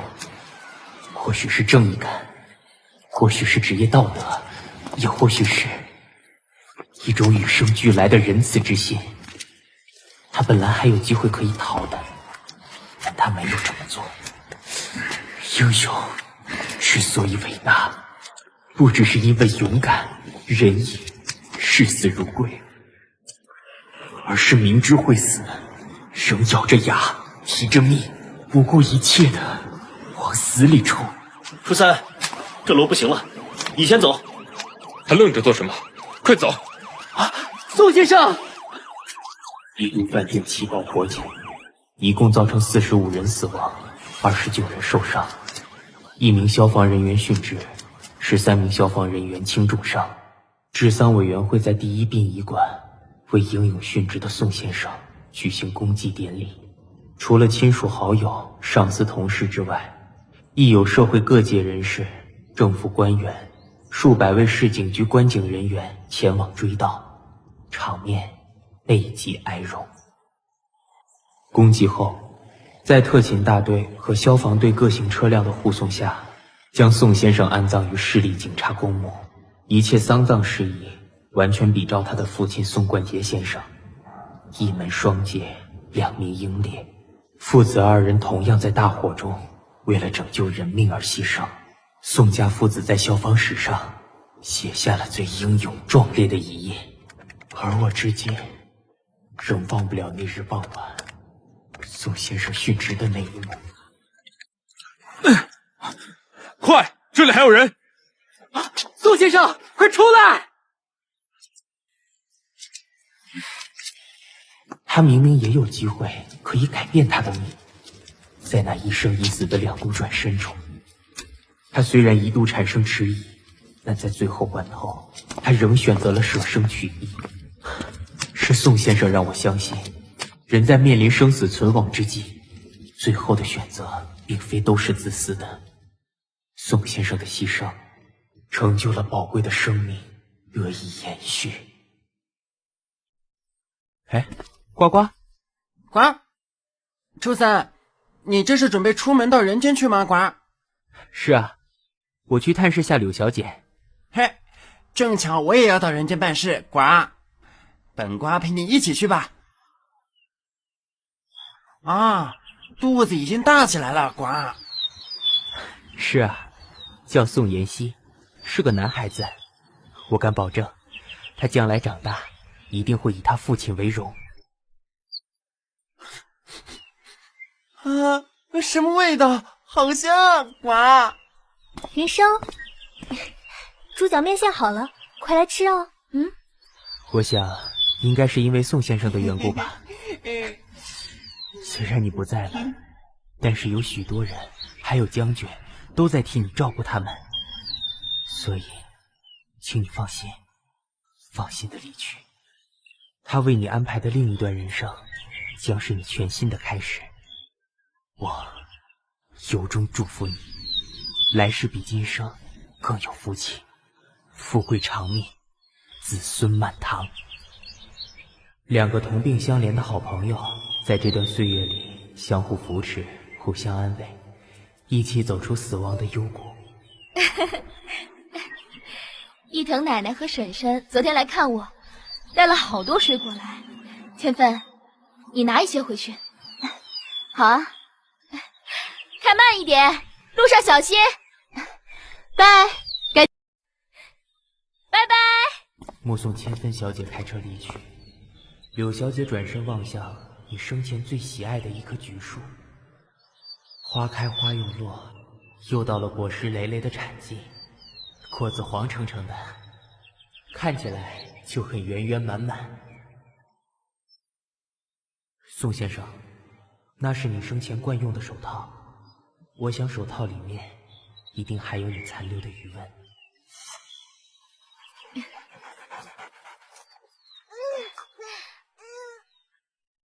宝宝乖哦。花开花落，终将结果。你在昔日英勇的出勤救护中延续了许多生命，而你的下一代也会永远延续下去。宋先生，请你放心，你们的宝贝将来长大一定也会是个勇敢正直的人，绝对不会辜负宋家的英名。宋先生，谢谢你，在你身上我学到了一个人生哲理：花开花落，终将结果。花开花落，并非一无所有。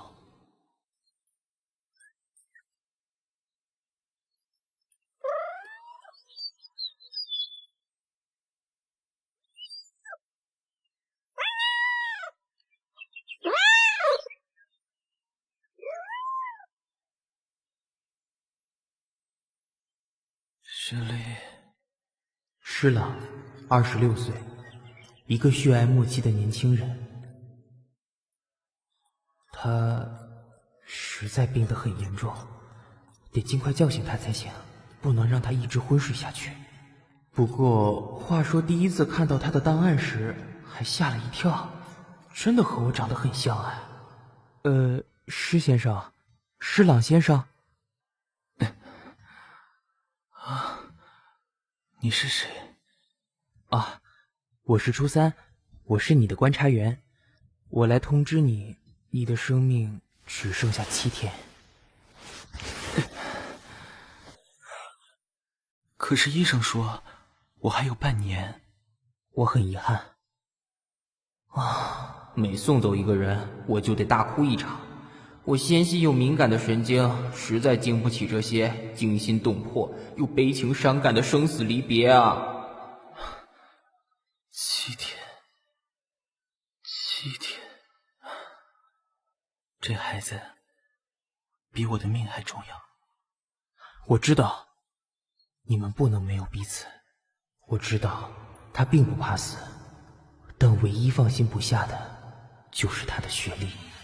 这世上不是每个人类都充满了善意，有些阴暗的角落不知为何总是充斥着敌意，弥漫着邪念，许多无辜的小生命因此而牺牲。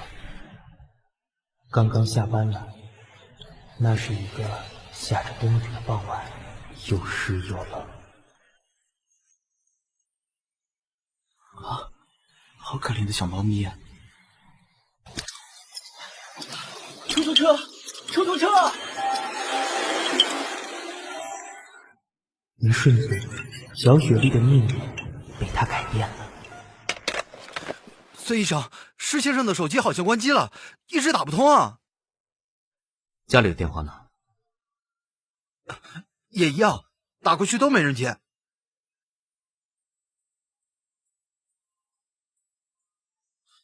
怎么办啊？这只被捡来的小猫一直不肯吃东西啊。不好意思，我被一些事耽误了。那孩子，我送来急救的那孩子，已经脱离险境了，目前正等着送养。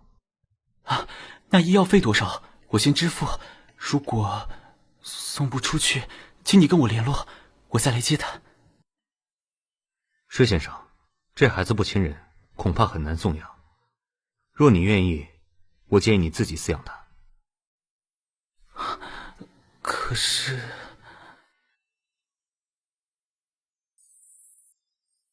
那好吧，就由我来抚养他吧。无奈，我带来的死亡通知提前唤醒了他的警觉。无论舍与不舍，他都必须割爱了。送走雪莉，把她托付给一个负责任的爱猫人，是他眼前最重要的事。阿朗，我给你带了别丹瘦肉粥。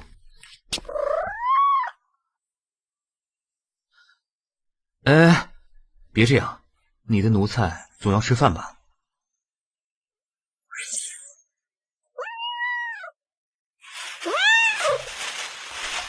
喏，快点趁热吃了，我先去洗个澡。走了哟，雪莉乖，我的小公主。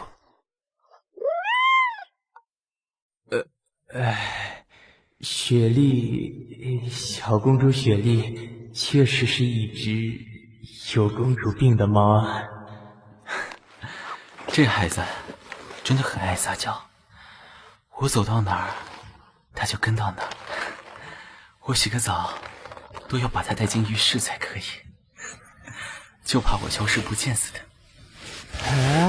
我可以试试吗？雪莉不给外人抱，也不给摸，我怕它咬你。你先碰它一下看看，要轻轻的哦。先摸摸它的头，下巴，然后……大胆，请准你摸本公主的屁股！我就知道会这样。这么傲娇，我看这孩子你是送不出去了。唉，我太宠他了。怎能不宠？你们是彼此的救赎，你拯救了他，在他最脆弱的时候，他陪伴着你，在你最衰弱的时候，这种羁绊已经超越了各种感情。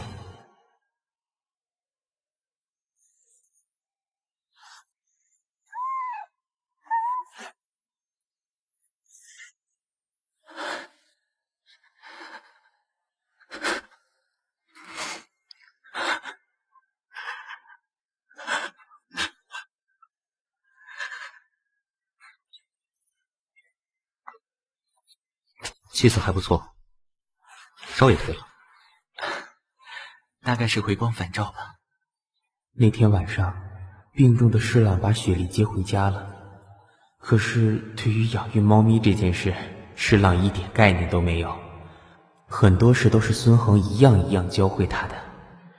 施朗相当信赖孙医师，两人经常通电话，也经常见面。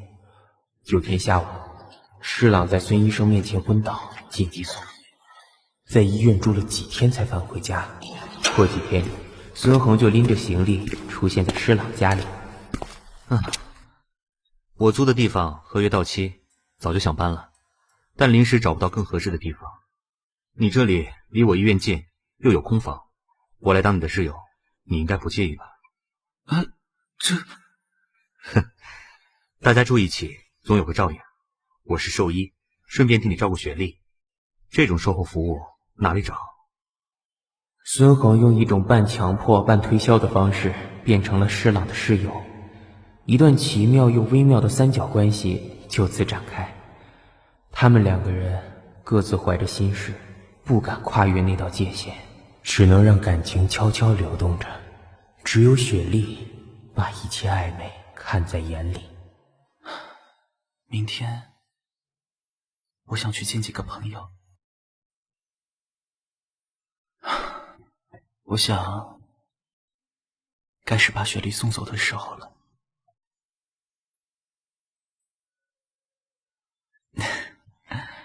要不是雪莉讨厌你，你是最好的人选。别把雪莉送走，把她留给我。她会杀了你，我敢保证。被她痛恨，我也无所谓，我不想失去她。为什么？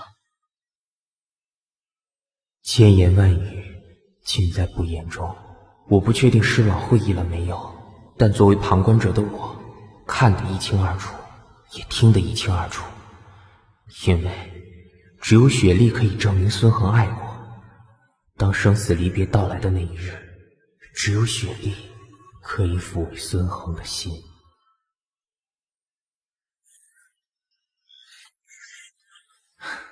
雪莉，我们今天要去旅行，你要乖乖的，知道吗？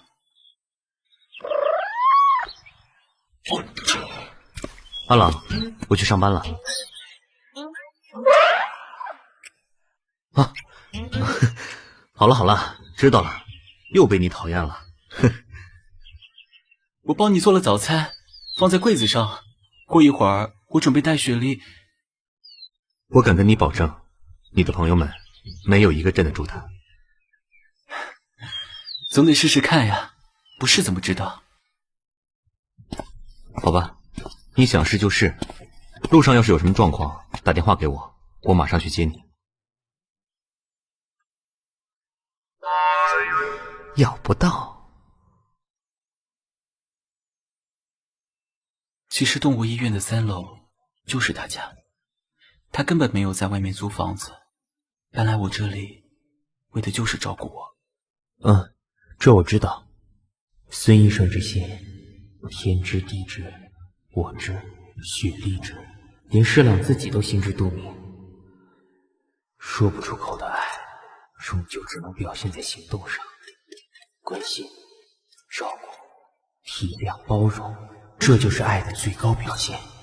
任何形式的爱，不分性别，不分国籍，不分种族，举凡真善美之爱，皆是如此。何立正，你这个大烂人，放我下了狗眼！再见不送！有本事你就别回来找我。阿朗，你来了，来，快进来。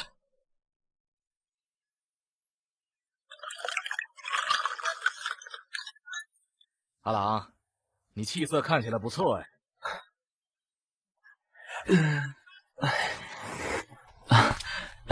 还好。你昨晚突然打电话说要过来，我还以为……不瞒你说，我怕自己没有多少时间了，所以想把雪莉托付给你。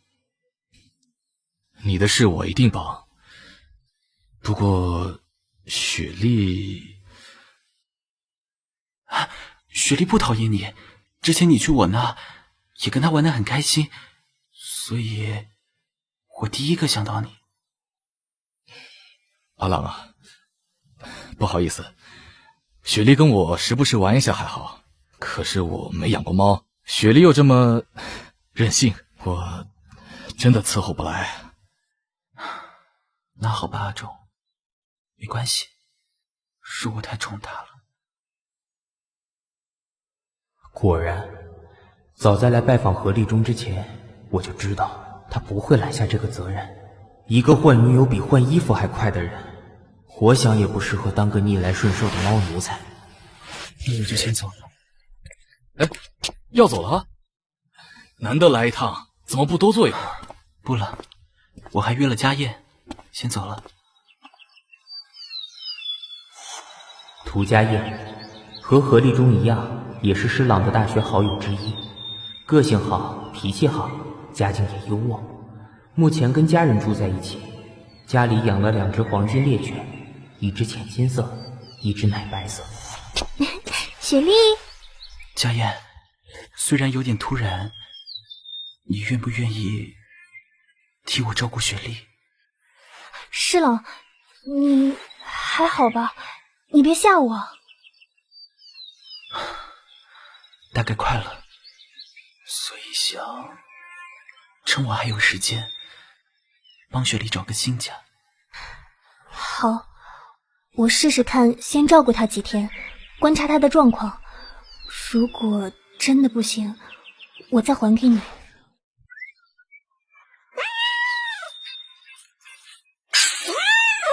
啊，雪莉不行！金毛银毛快逃！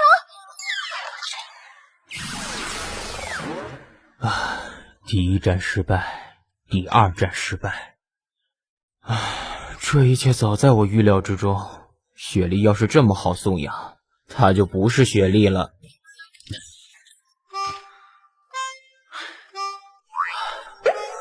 雪莉，该拿你怎么办才好啊？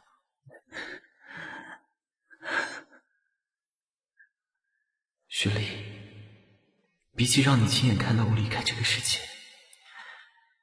我更希望你在看不见我的地方好好生活。天哪，好多猫啊！猫大王是很有名的图文插画家，他的穿着打扮像极了吉普赛女郎，反倒给人一种占卜师的感觉。呱呱，帮我调阅一下猫大王的人生档案。OK， 咋？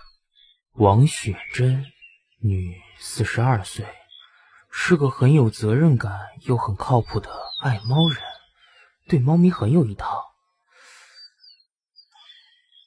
哎，这么巧，原来猫大王平时常去的动物医院就是孙医生的医院。啊，这么巧，你也认识孙医生？是啊，孙医生风评很好，我们家这些孩子都很爱他呢。可是我家雪莉却很讨厌他。哦，为什么？一言难尽。这孩子除了我，谁都不爱。可是我就像刚才跟你说的，我的病情随时有恶化的可能，所以才想麻烦你替我照顾雪莉。当然没问题。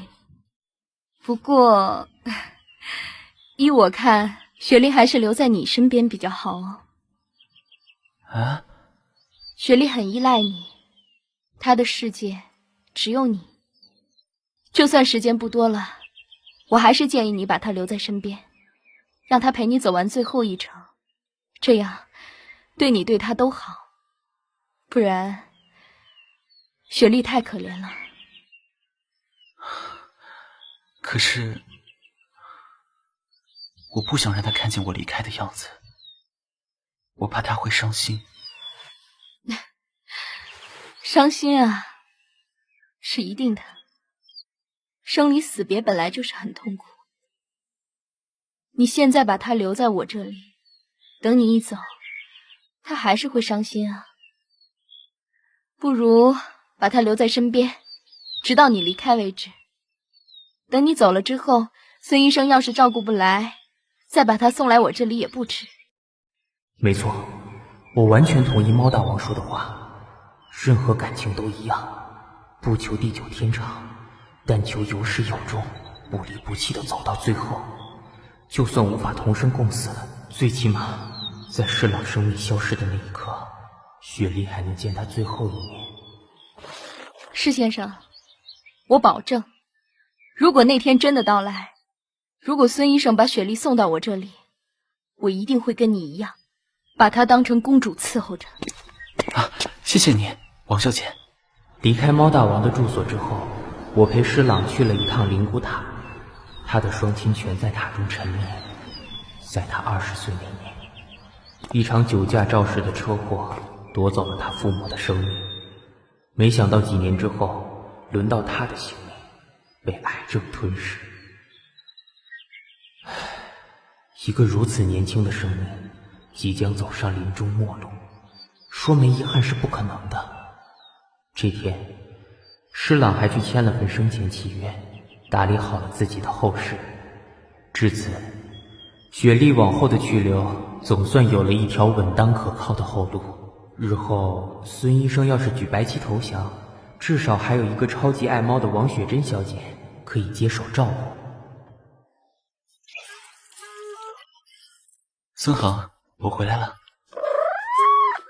人家肚子饿了。我来，阿郎，你先吃点东西。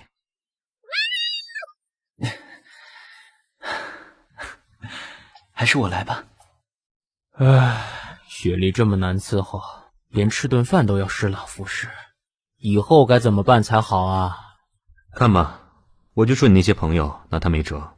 今天我去拜访了一位猫大王，王雪珍小姐，听说你也认识。如果哪天我走了，你就把雪莉送到她那里吧。雪莉哪里都不去，我会照顾她。孙恒，我不希望雪莉造成你日后的困扰。她不会是我的困扰，相反的，失去她，我才困扰。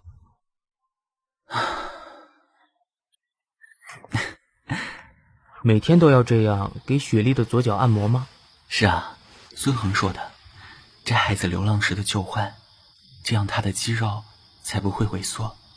比起猫大王，或许孙医生更适合照顾雪莉。可是雪莉讨厌孙恒，我不想强迫雪莉，也不想麻烦孙恒。在我看来，你只是想切断和他的，你不希望他被你困住。你走了以后，你希望他能忘了你。可是施朗，你错了。忘记一个人，把一个人从记忆中抹去，不是那么容易的事。啊，初三，什么初三？没事，我在想今天初几。施朗，明天周末，我想带你去个地方。啊，上哪儿去？去了你就知道，雪莉也带着。啊。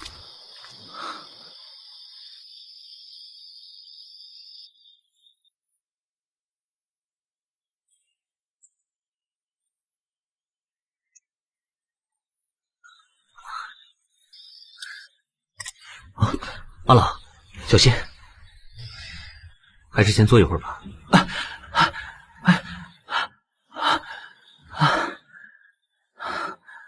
好，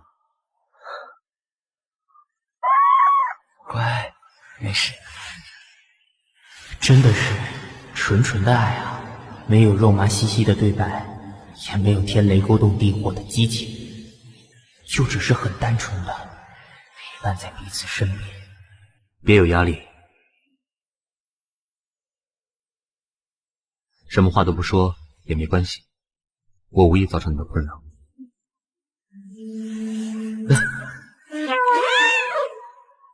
去，玩你的事啊！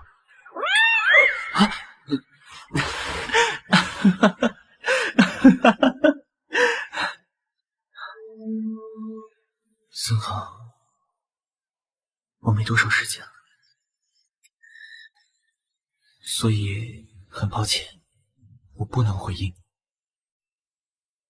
行了，无所谓，你心里明白就好。明白，谢谢，一直这么包容。孙恒从不强求，尽管这段感情非常的短暂，非常的迷离，他也始终不紧不慢，就只是守护、陪伴、包容，如此而已。从海边回来之后，施朗的身体急速凋零，日渐衰落，躺在床上的时间开始比下床的时间多。孙恒把动物医院交给另一位合伙医生，连日留在家里照顾施朗。明天将是最后一天。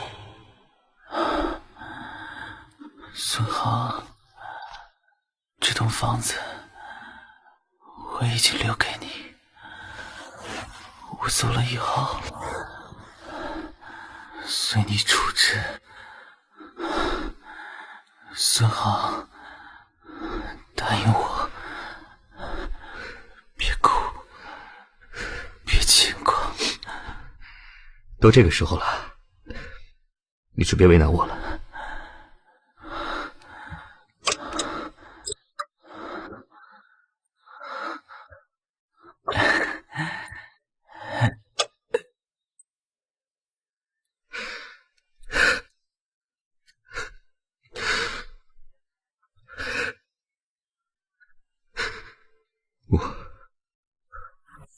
我爱你。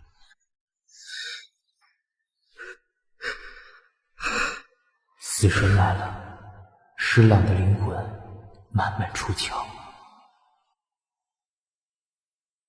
我也爱你。这天，施朗带着雪莉的爱，带着孙恒的爱，很安详的离世了。施朗走了，只剩雪莉和孙恒相依为命。我答应过施朗，会时常来探望他们，看看他们过得好不好。哪知他们的情况却让我非常担忧。伤心的雪莉无法承受失去最爱的痛苦，在施朗火化的那天开始不吃不喝。而同样悲痛的孙恒情况也好不到哪里去，他无法振作，心情难以平复，每天待在屋子里，借由整理施朗的遗物，悼念自己早逝的爱。雪莉，拜托你多少吃一点，别让自己饿死了。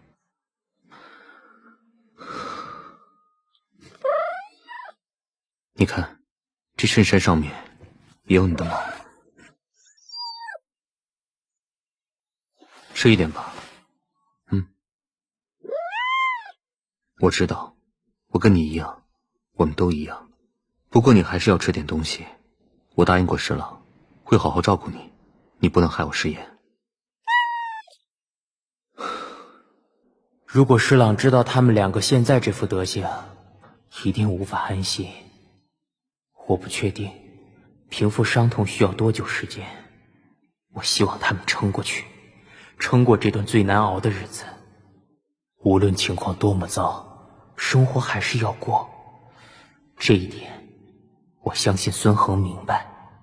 他们两个同病相怜，却也只能依靠彼此，相互舔舐伤口，相互疗愈对方的失爱之痛，再慢慢从死亡的残影中走回正常的生活轨道。一大早，雪莉就耍赖，打死不肯进提笼。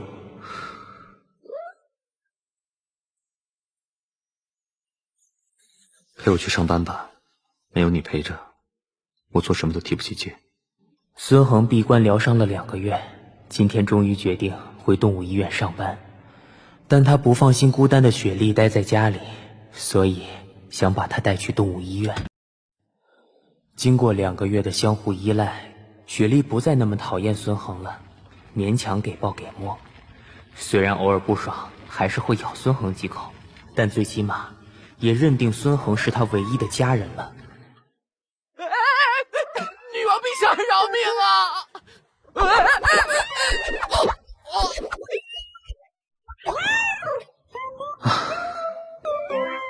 拜托拜托，雪莉，就当是陪我上班了，求求你，忍耐几天就好了。我知道，可是我需要你，又不放心你一个人待在家里，先忍耐几天，好不好？唉，可怜的孙恒，失去了施朗之后，完全成为雪莉的俘虏啊！就这样，每天一起上班，一起下班，一起吃饭，一起睡觉，每天同进同出，形影不离。雪莉宝贝，今天选哪件陪你侍寝啊？这是一段全新的同居关系，一个男人和一只猫，因着共同的爱人，相知相惜，唇齿相依。要忘记一个人，把一个人从记忆中抹去，也不是那么容易的事。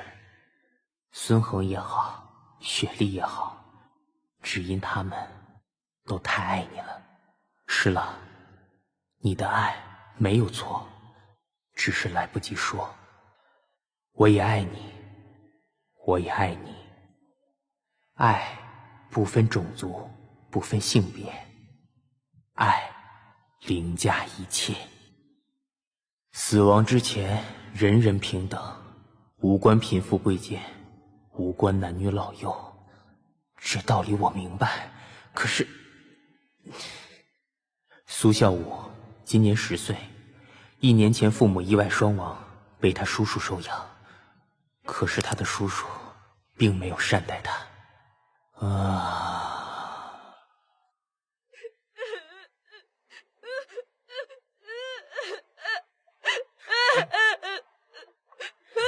不好！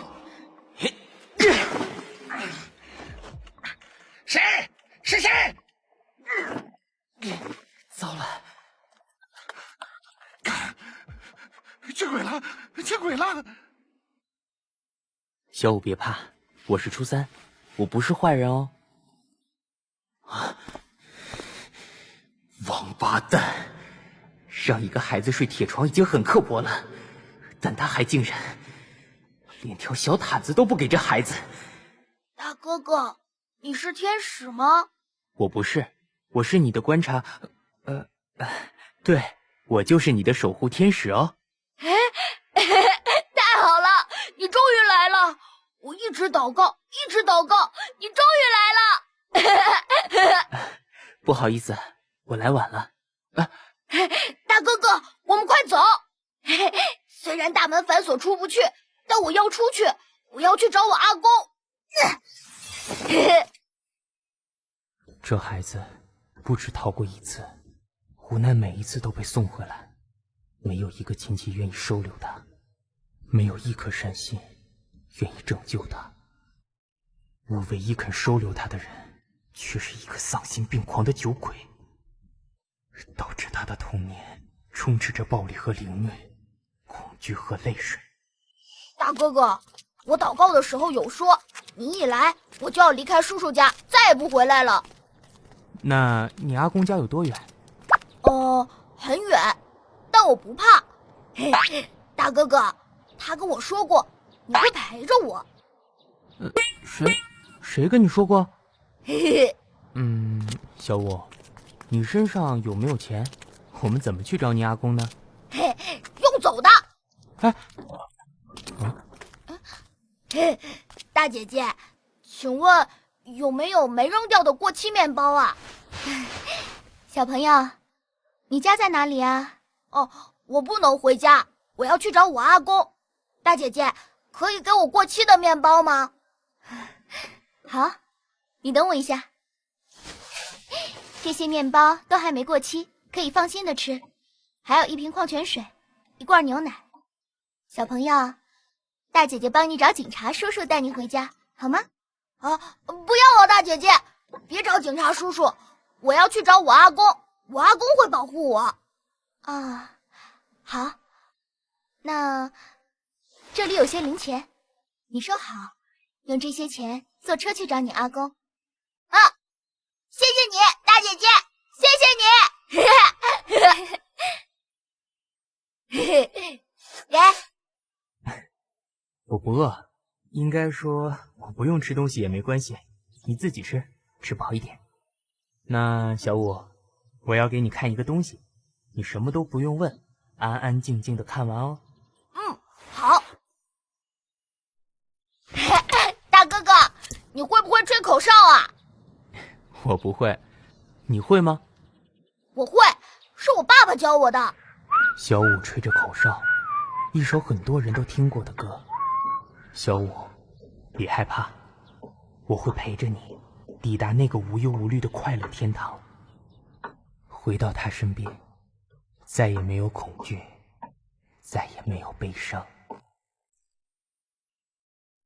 车厢内没几个乘客，人人低头干着自己的事，根本没有人会去留意一个独自搭车的孩子。大哥哥，你的名字为什么叫初三？因为我有一个哥哥叫初一，一个姐姐叫初二，所以我叫初三。啊，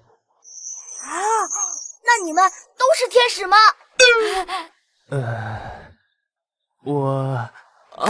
你看，是月亮，好大一颗。大哥哥，人死了以后都会变成天使吗？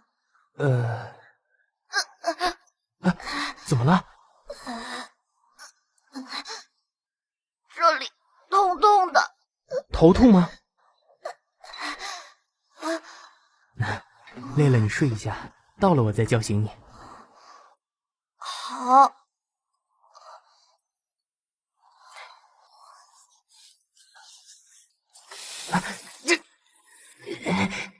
拜托，有必要这么严格把关吗？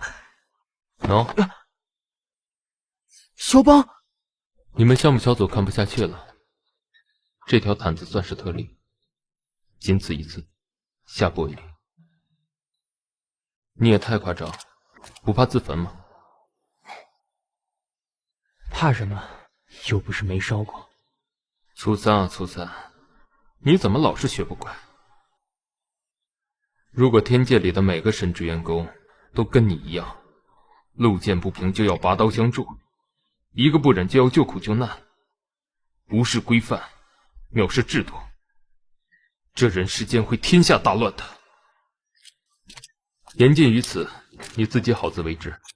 还有，这孩子的死亡通知，你到现在都还没告诉他。项目小组的组长要我转达你，恪尽职责，别干净误事。这是要我怎么开口啊？他好不容易才从暴力的威胁中逃出来，我又怎么忍心再将他推向死亡的幽谷？熬过寒冷的夜，走了整整1宿的小五，在那棵榕树下遇到了好心阿伯，载他去找阿公。到了，谢谢阿伯。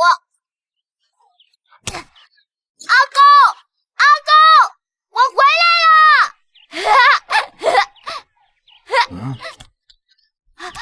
阿公！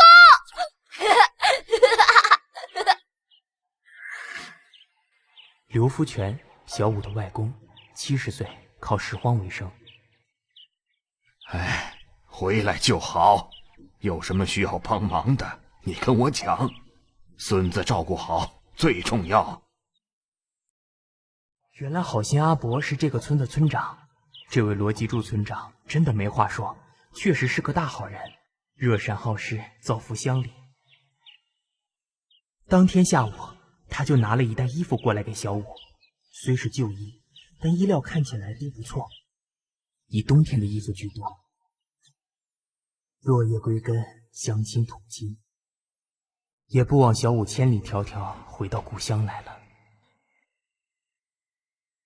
啊，大哥哥，圣诞节快到了，对不对？对。小五，小五，来，阿公帮你擦药。哎呀，啊，阿公，没关系，已经不痛了。就这样，小五坐在床上，陪他外公聊了一会儿这孩子过去1年的种种辛酸，但听在老人家耳里，却犹如针刺，一针一针扎进心里。睡吧，小五。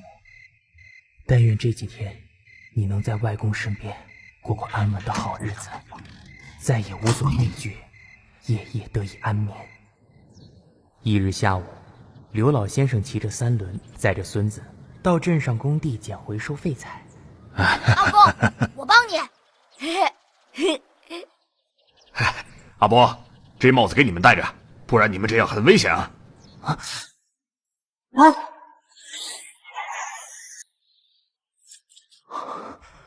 为什么？不是还有4天吗？怎么会发生这种事？难道死亡通知的7天期限不是绝对的？难道当意外发生的时候，生命也有提前结束的可能？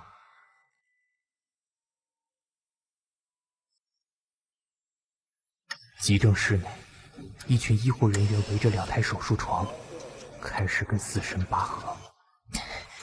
为什么？不是还有4天吗？你们2个谁负责小五？我负责小五，肖邦负责刘老先生。怎么会？明明还有4天。初三，发生了不可预测的意外，你要有心理准备。这是突发性意外，刘老先生恐怕撑不过今日。至于小五，还需要观察。什么意思？我不懂。照理说，小五应该在4天后死于颅内出血。颅内出血？因为额头上的伤？小五被他叔叔施暴，头部受到重创。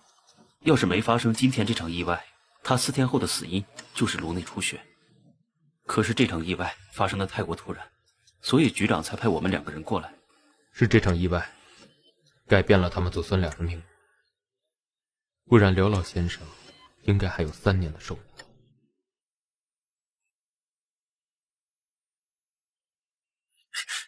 啊？阿公，刘老先生，我有些话要跟你说。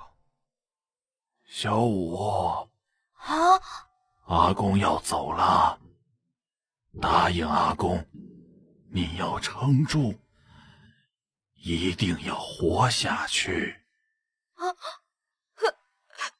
阿公不要走，不要丢下我一个人。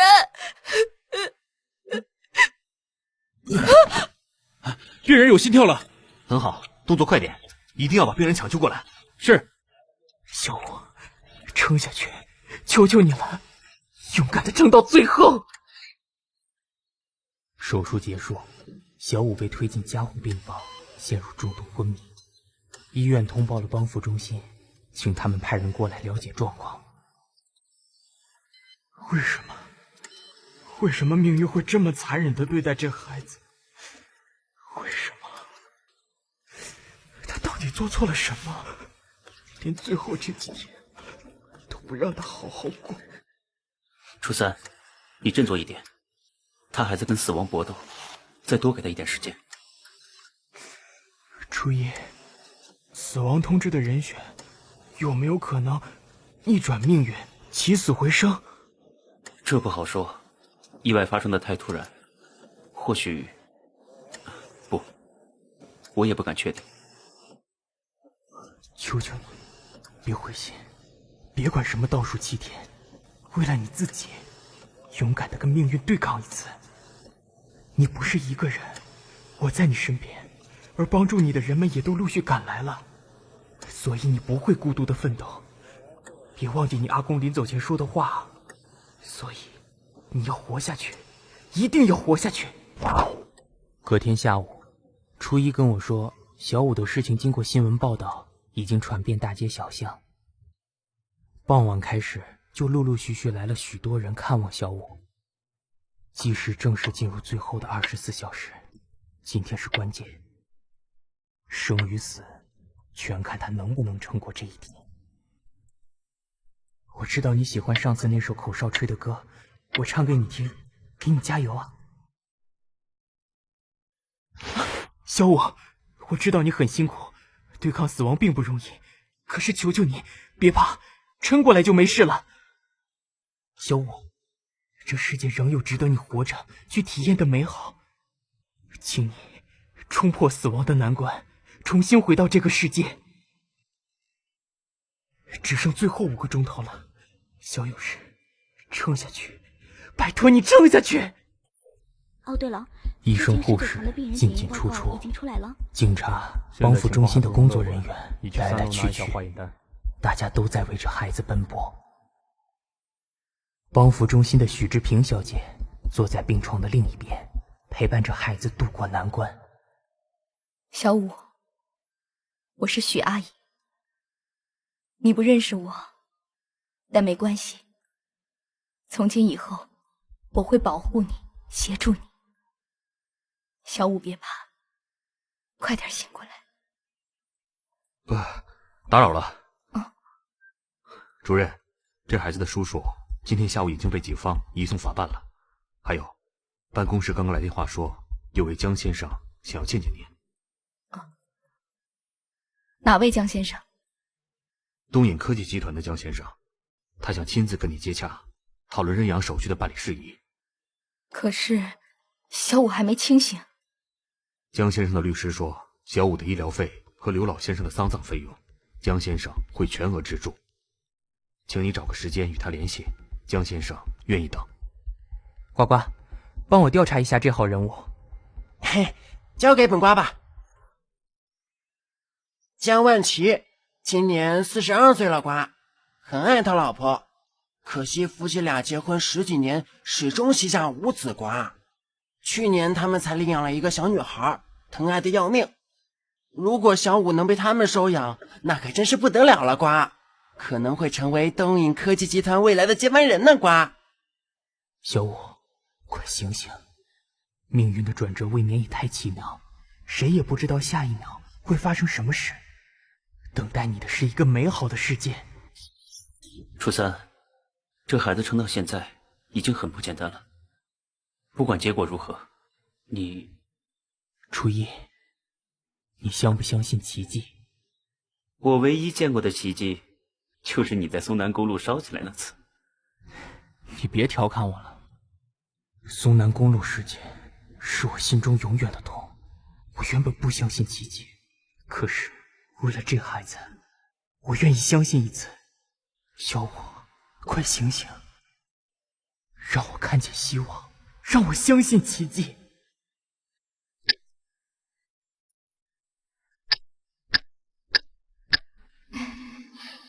小五，爸爸妈妈会在天国看着你，你要好好的活下去，加油！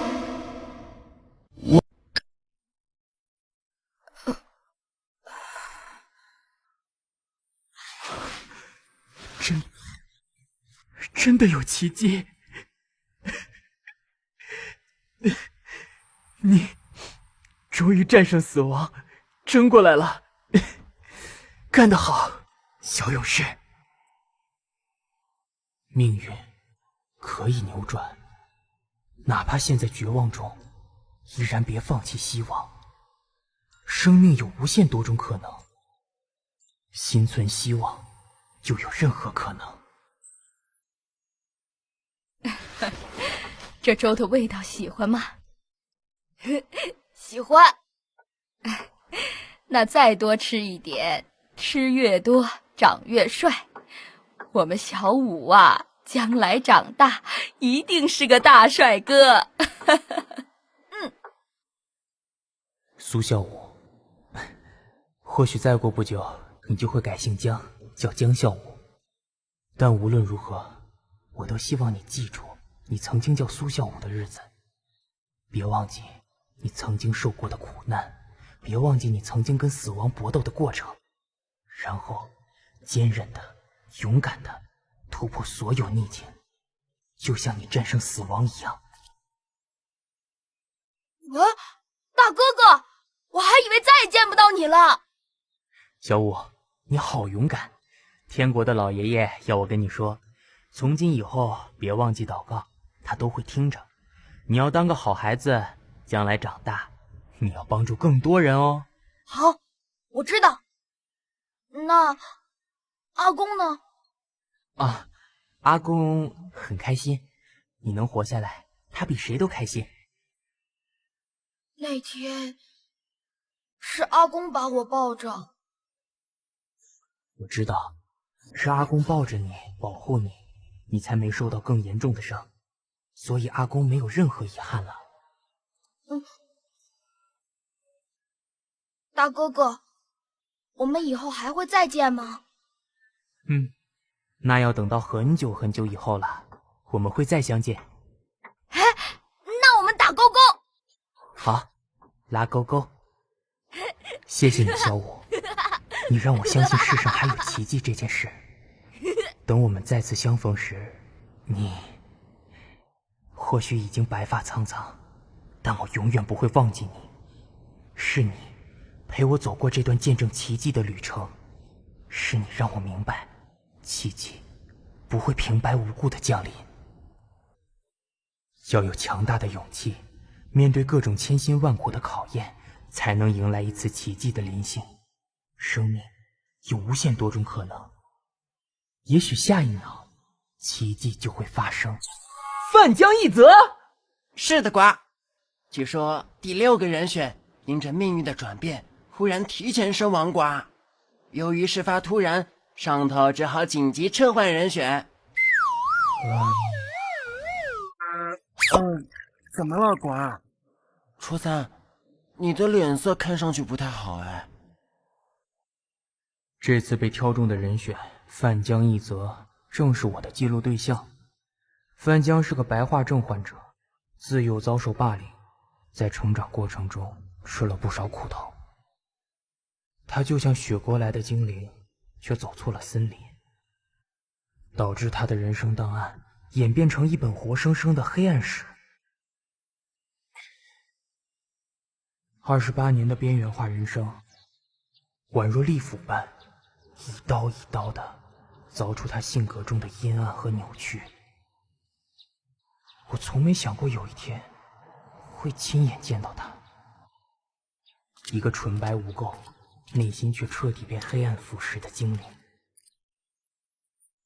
大风吹过，吹落他的连衣帽，醒目雪白的头发立刻引起一阵不友善的注目礼。我去，无论有心或无心，周遭的人们下意识地闪避他。范江，怎么样？上次跟你提过的外拍，滚开！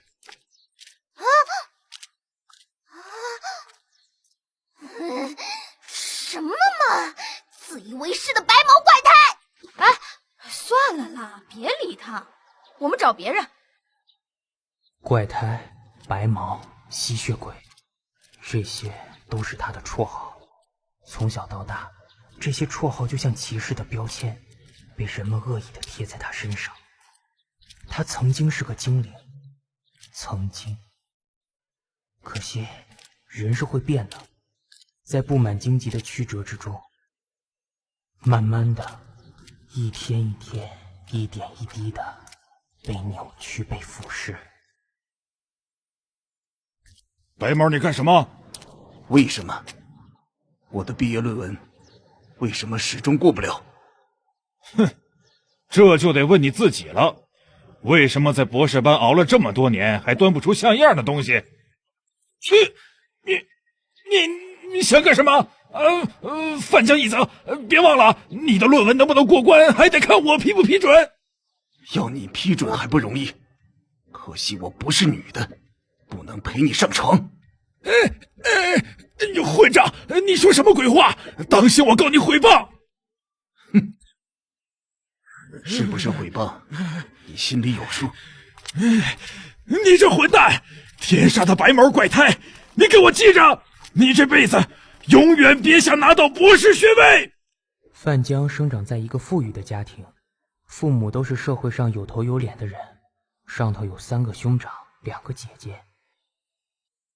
无奈，外形独特的他不止被社会边缘化，连最亲近的家人也将他放逐到边缘地带。父亲待他严厉苛刻，母亲视他为耻辱，兄姐当他是异类。只有他的祖父真心待他好。可惜老人家走得早，在他成年没多久，他的祖父便离世，留下一笔可观的祖产给他，让他得以脱离冷漠的家庭，自力更生。老实说，要面对他，我还真有点措手不及。但他的时间所剩无几，我不得不现身了。上哪儿去了？居然是他的实验室！他就像电影里的怪博士，成天埋首在实验室里，钻研他毁灭世界的研究计划。我这么形容是有点夸张，但他所研究制作的一切都跟爆破有关。你是谁？我是初三，你的记录员，同时也是你的观察员。你跟了我一下午。被发现了吗？不，我不可以长他人志气，灭自己威风。好歹我也是天界死亡局的天字第1号特派员，怎么可以输在他的气势之下？对，我来通知你，你的生命只剩下倒数7天。你的影子若有若无，你不是人类。观察力真好。有杀气！你对我做了什么？别着急，给你看些东西。幸好我按得快，吓死了。这是什么？范江一泽，我接下来说的话你都得听仔细。你只剩7天的时间，我是你的观察员，这7天我将寸步不离地跟着你，直到你死亡为止。很酷地撂下我的对白之后，趁他静止无法动弹的期间，我又花了几分钟说明我的来意和目的。范江是顶尖聪明的人，无需我多做解释，他也没有浪费太多时间质疑我。但他实在太沉默了，沉默到我觉得害怕。以上说明到此为止，你有任何疑问吗？放开我。放开你可以，不过不准，绝对不准攻击我。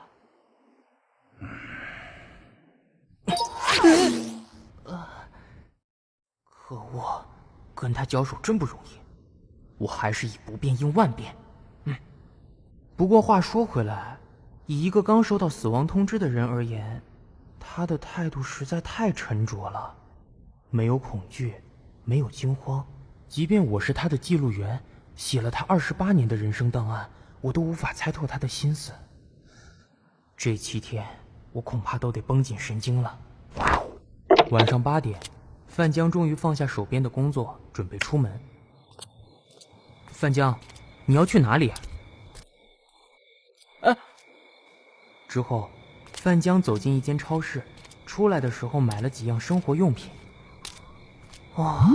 毕竟他也是个人，不可能会是人间烟火，但是我绝对不能松懈，因为他是个不折不扣的危险恐怖分子。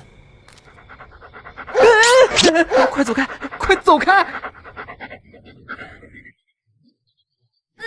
那条小黄狗，它叫太郎，小范江很疼爱它，可是一场车祸。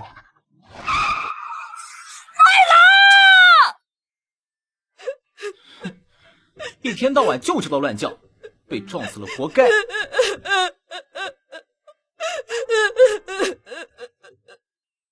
太郎的死不是你的错，当然不是我的错。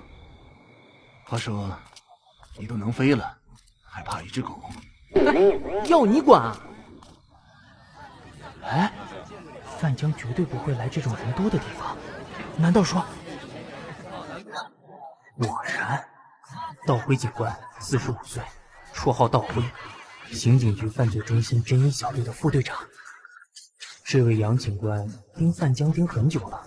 说真的，我很佩服这位大叔紧迫盯人的毅力，像猎豹一样，一盯上就咬死不放。可惜道高一尺，魔高一丈，每每都让范江给逃脱。以范江神鬼般的敏锐性，这次想必也已经察觉自己被跟踪了。如果说杨警官是猎豹，那范江就是阴沉狡猾的白狼。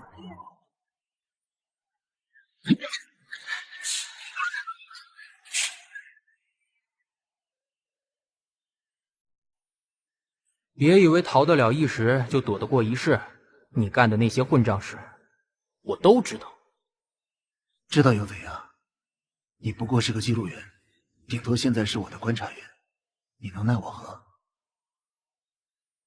范江一则，7天后，你终究要为你所做的一切付出代价。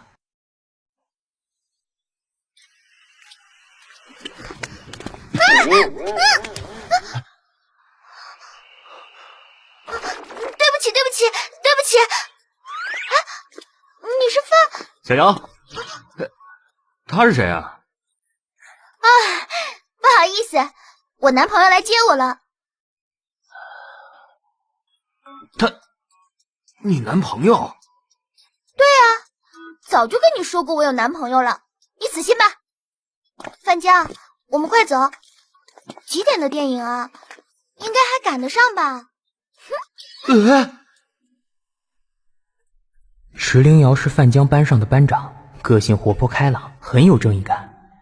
范江的学生时代却是校园霸凌的受害者，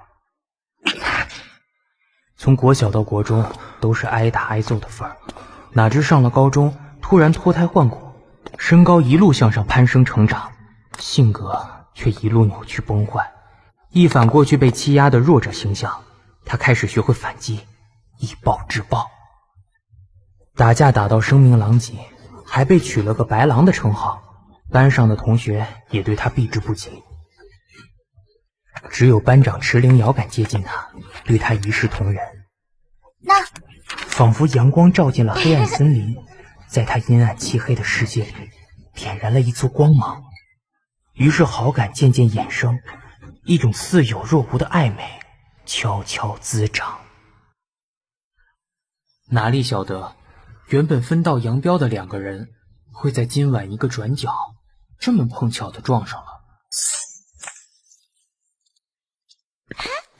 我的天，范江，真的是你啊！范江，等等！做什么？不好意思，刚才那个男的是我上一份工作的同事，我被他烦得快抓狂离职的，也不知道怎么搞的，最近又被他缠上了。多亏遇见了你，走，我请你喝咖啡。不必了。范江一泽，有一个杨警官曾经来找过我。所以呢？去年同学会，我有寄邀请函给你，可是你没来。我猜你没收到邀请函。后来我听杨警官说，你高中毕业就搬去和爷爷住了。你到底想说什么？诺顿餐厅爆炸案的事，我想你应该从新闻上得知了。去年同学会那天，我突然有事不能去，所以我也逃过了一劫。还有在前年，在你导师谢宗熙的告别式上，也发生了爆炸案。哦，这么巧？更巧的是，谢宗熙的死因就是因为他的车子突然在发动时爆炸起火。杨警官怀疑这3起爆炸案都跟你有关。很合理的怀疑，毕竟这3起爆炸案都有一个共通点：范江一则。可我相信不是你。池灵瑶小姐，你低估他了。这3起爆炸案的幕后凶手就是他。谢宗熙是第一个死在范江手中的人，他是范江的中学导师，同时也是霸凌他的施暴者之一。当时班费遗失，班务委员一口咬定是他。谢宗熙老师不经查证，一通电话就打到家里告状，请他父亲到校处理赔偿事宜，害范江回家被他父亲痛打一顿，连肋骨都打断了。在这场无人幸存的爆炸案中，有3男2女，是范江的国中同学，全是资优生，全是谢宗熙的得意门生。而其中一个就是私吞班费的元凶，班务委员。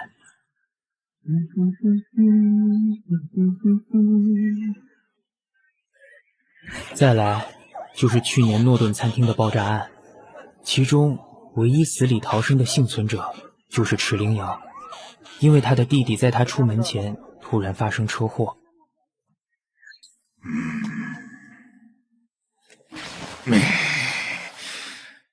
杨警官不是傻子，就像范江自己说的，这3起爆炸案都有一个可疑的共通点：范江一责。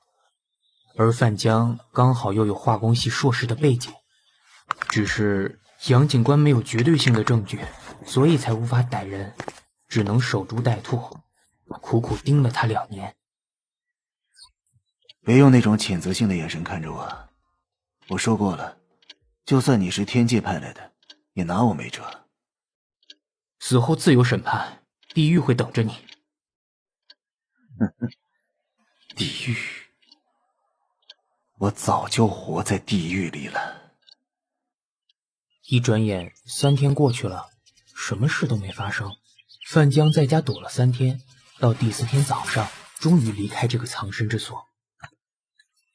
你这7天跟着我，那谁来写我的人生档案？他怎么突然问这个？按照规定，人生档案的记录员向来都是从一而终的，不能半途交给其他记录员代笔，所以我只能暂时搁下，等我完成任务再回去写。但毕竟他洗澡、上厕所、换衣服，我都不在他身边，万一……喂，呱呱，是我，帮个忙，你去我计算机帮我查一下范江一则的数据库，我想知道这几天他有没有趁我不注意做出什么可疑的举动。好的，寡，我这就帮你去查。初3呀，这一次恐怕有点麻烦的，寡。我刚刚一进入范江的数据库，马上被强制驱离了，寡。数据库看来也是严加防范的，寡。我若是硬闯，上头如果怪罪下来……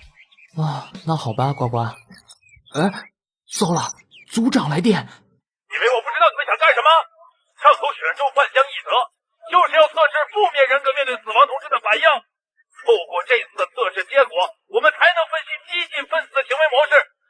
这次的实验计划非常重要，你给我听好了，不准你再插手胡来，擅自改变人类的命运。可是组长，万一结果出乎我们预料……人类本来就不可预料，所以才要透过不断的实验和测试，了解各种可能会发生的状况，研讨因应措施，针对缺失和疏漏的环节来加以检讨。现阶段各个部门都已经严阵以待了，你也给我绷紧神经。组长，我绷得很紧啊，就是绷到神经快断线了，才想……初3，抱歉帮不上你的忙了，寡，靠你自己了。这么巧，范江，范江，这里。有必要闪得那么快吗？我又不是病毒嘛，只是我上班的地方刚好在这条路上。你这个人也真是，碰巧遇到了也不打声招呼。我这个观察员倒像是在看偶像剧啊！啊，你怎么比以前更难相处啊？好吧，你赢了，慢走不送。哼！小姚，小姚，我帮你买了早餐，是你最爱吃的满福。喂，你干什么？别过来啊！再过来我要叫了。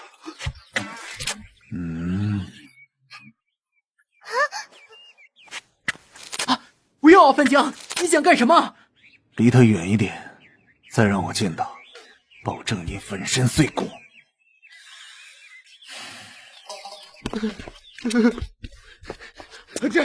知道了。谢天谢地，范江，你又救了我一次。如果集满3次英雄救美，可不可以换一场约会啊？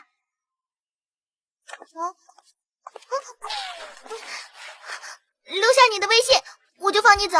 我没微信，手机号码没手机，那家庭住址无可奉告。如果范江是黑暗，那池灵瑶就像太阳，直爽温暖又奔放。如果这个太阳永远挂在范江的天空，那么范江的阴暗世界是否就会变得更加明朗呢？如果这段情开花结果了，是不是就能避免那3起悲剧的发生呢？如果这样，如果那样，可惜范江的人生没有这么多的如果了。好吧，我上班也快迟到了，今天就先放过你。后天早上10点约在老地方，不见不散啊！老地方？佩里江大桥。哦，我想起来了，情侣约会的热门首选，有小布鲁克林大桥之称的佩里江大桥。话说，范江还在那里放过他鸽子呢。毕业前夕，池灵瑶原本约了他，打算来个真心话大告白，掏心掏肺，不吐不快。不料范江这混球铁石心肠的爽了约，害他等了1天，差点心碎了无痕。多亏池灵瑶不记恨，10年后的今天，竟然还不死心的再约一次。后天就是范江的倒数第2天。说真的，我宁可他活着接受人间的法律制裁，也不要他在第7天一死了之。命运在这时候重新布下一局，让池灵瑶回到范江的世界里，是否代表着某种转机即将发生呢？人类的命运无时无刻都在改变，我是否还能再见证一次奇迹呢？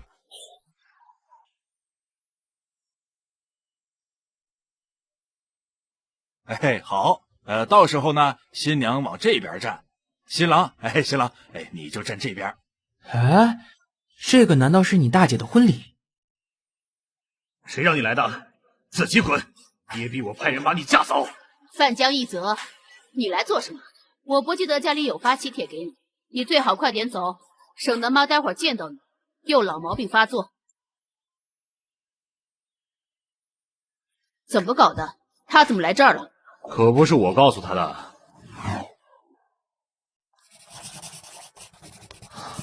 后天你会去哪边？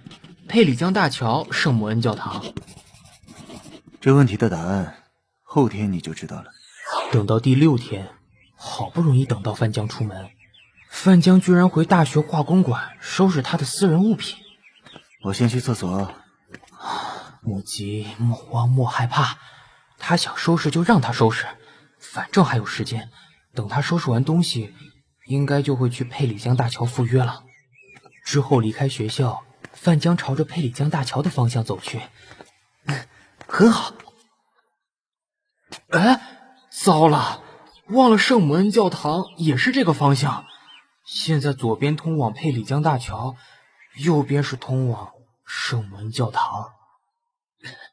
范江，拜托你千万别走错路啊！左边才是你的出路，你的转机。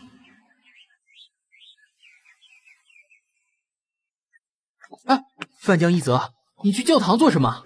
我实在太好奇了，如果我突然出现，他们会有什么表情？哇，你管他们有什么表情，重点是池灵瑶的表情啊！快10点了，你不懂，像今天这么重要的日子，我怎能错过？我当然不懂，你的思路跟迷宫一样回旋复杂，你的大脑里面到底是怎么想的？既然来了，怎么又不进教堂，杵在这里做什么？难道……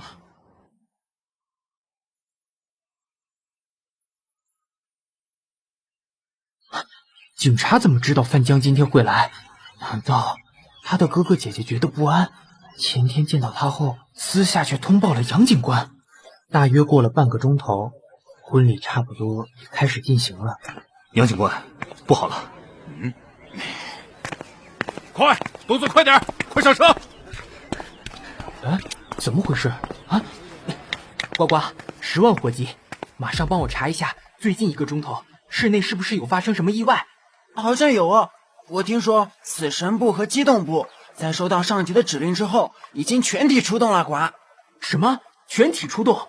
什么状况非得全体出动？你等一下，呱，现在帮你查。不好了，呱，旭川大学的化工馆爆炸了，就在10分钟前。今天早上10点，旭川大学的化工馆有一场演讲的，呱，主讲人是萧国栋，范江的指导教授。呱，什么？旭川大学的化工馆，范江的指导教授，难怪他一开始就先回大学收拾东西，这是调虎离山，利用旭川大学的爆炸，先把杨警官引开。他想一网打尽了，就在今天，一口气杀光他厌恶痛恨的所有人。范江一泽，命运明明帮你布下一个转机，一个转角，等着你去走，但你终究还是带着你执迷不悟的满身罪孽，一步一步走进了地狱里。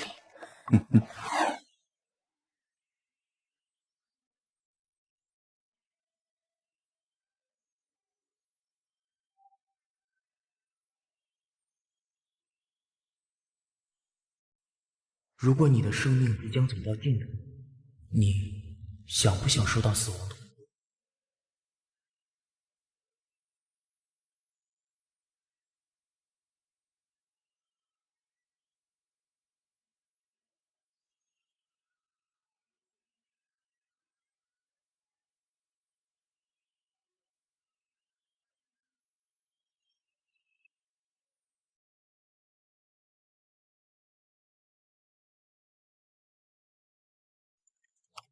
我是文书部的记录员，用文字记录死者的一生，倾听亡灵最后的心声，都是我的工作。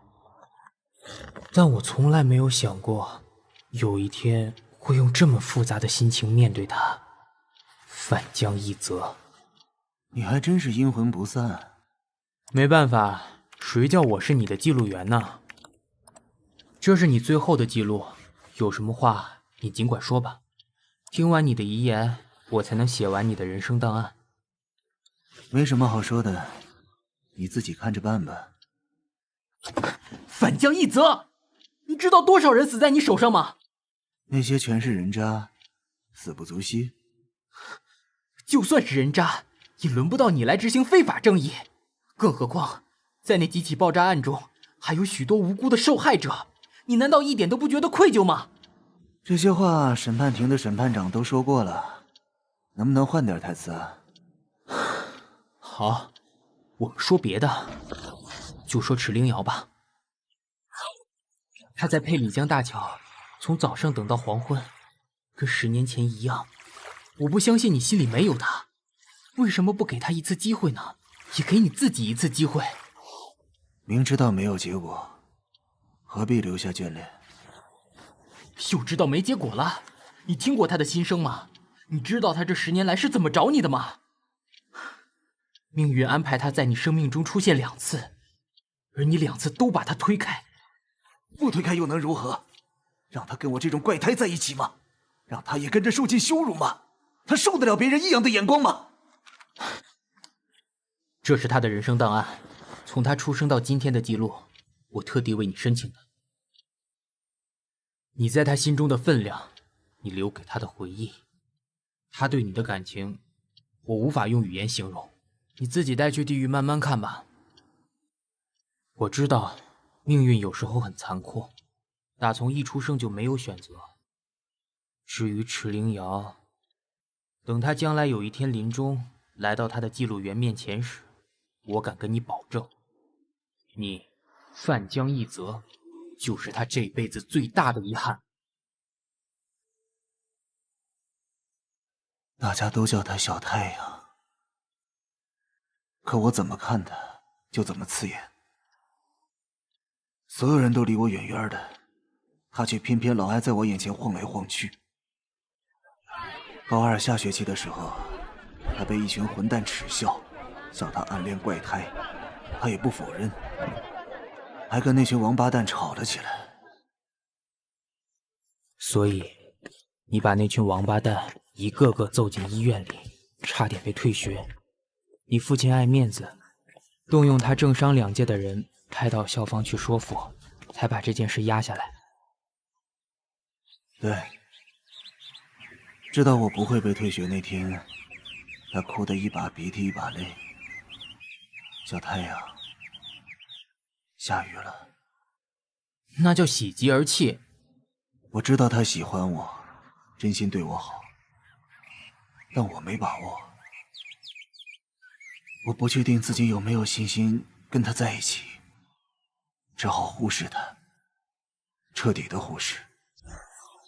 高三毕业前夕，他约了我在佩里江大桥见面，一样早上10点，不见不散。我大概知道他会说什么，但我不想听，也不敢听。不如就这样让他死了这条心，从此各奔东西，永不相见。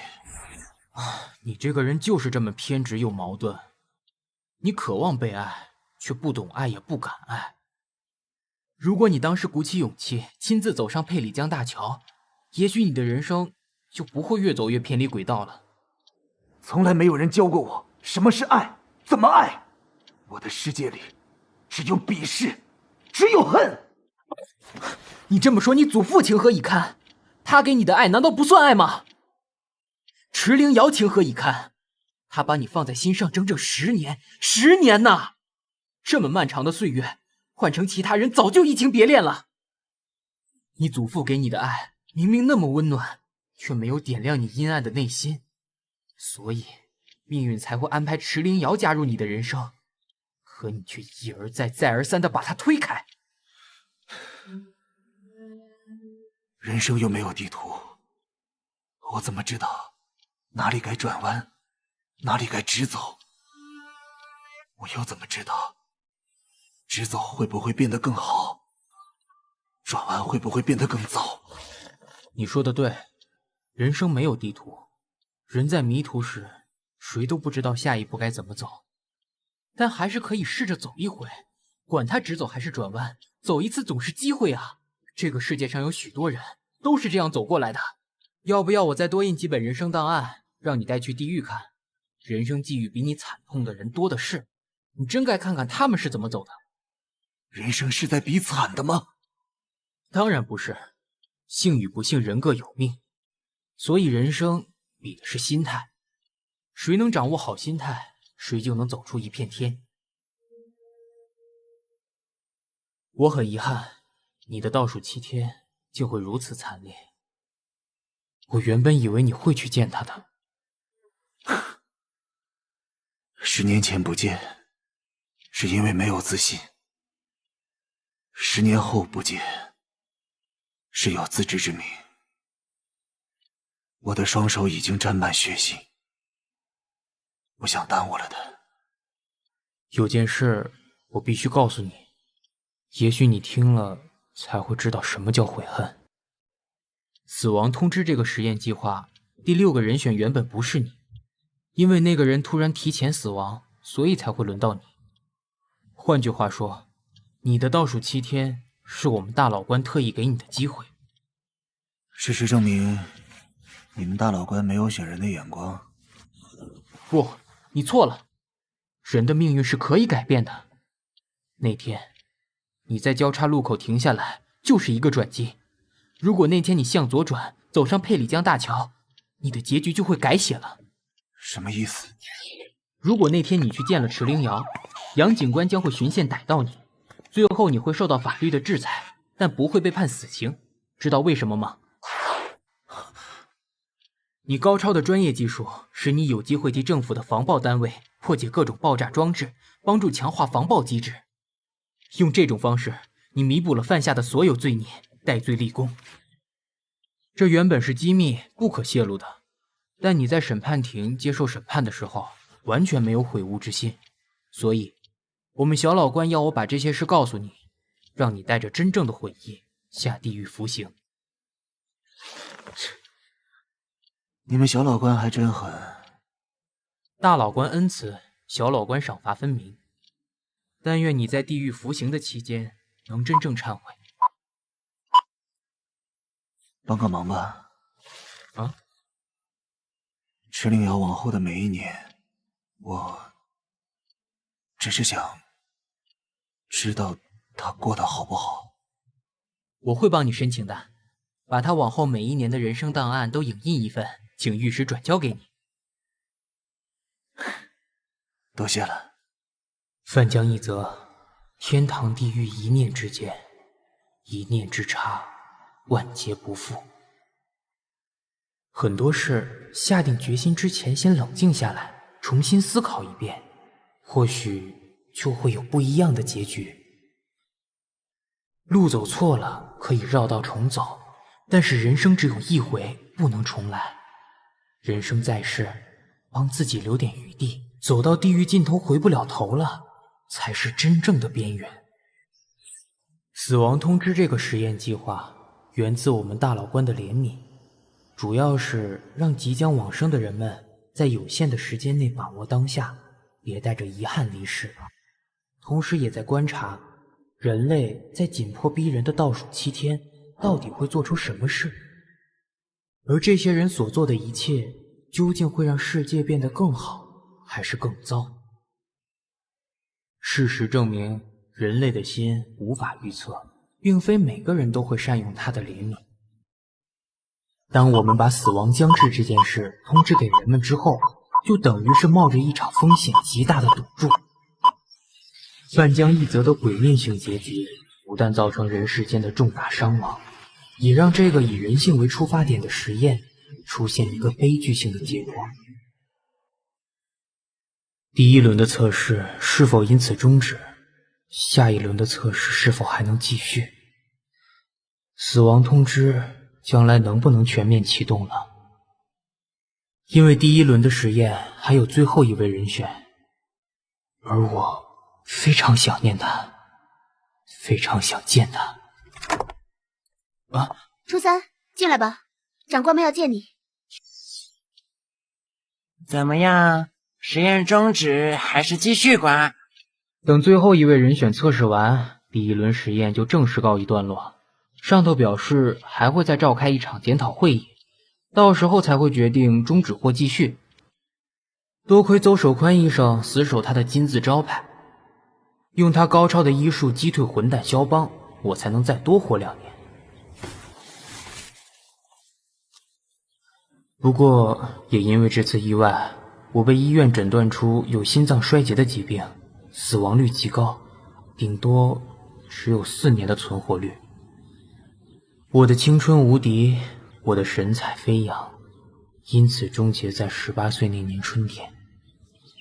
之后的2年，我不是躺在家里的床上，就是躺在医院的病床上。对于人生，对于未来，已经不抱持任何希望。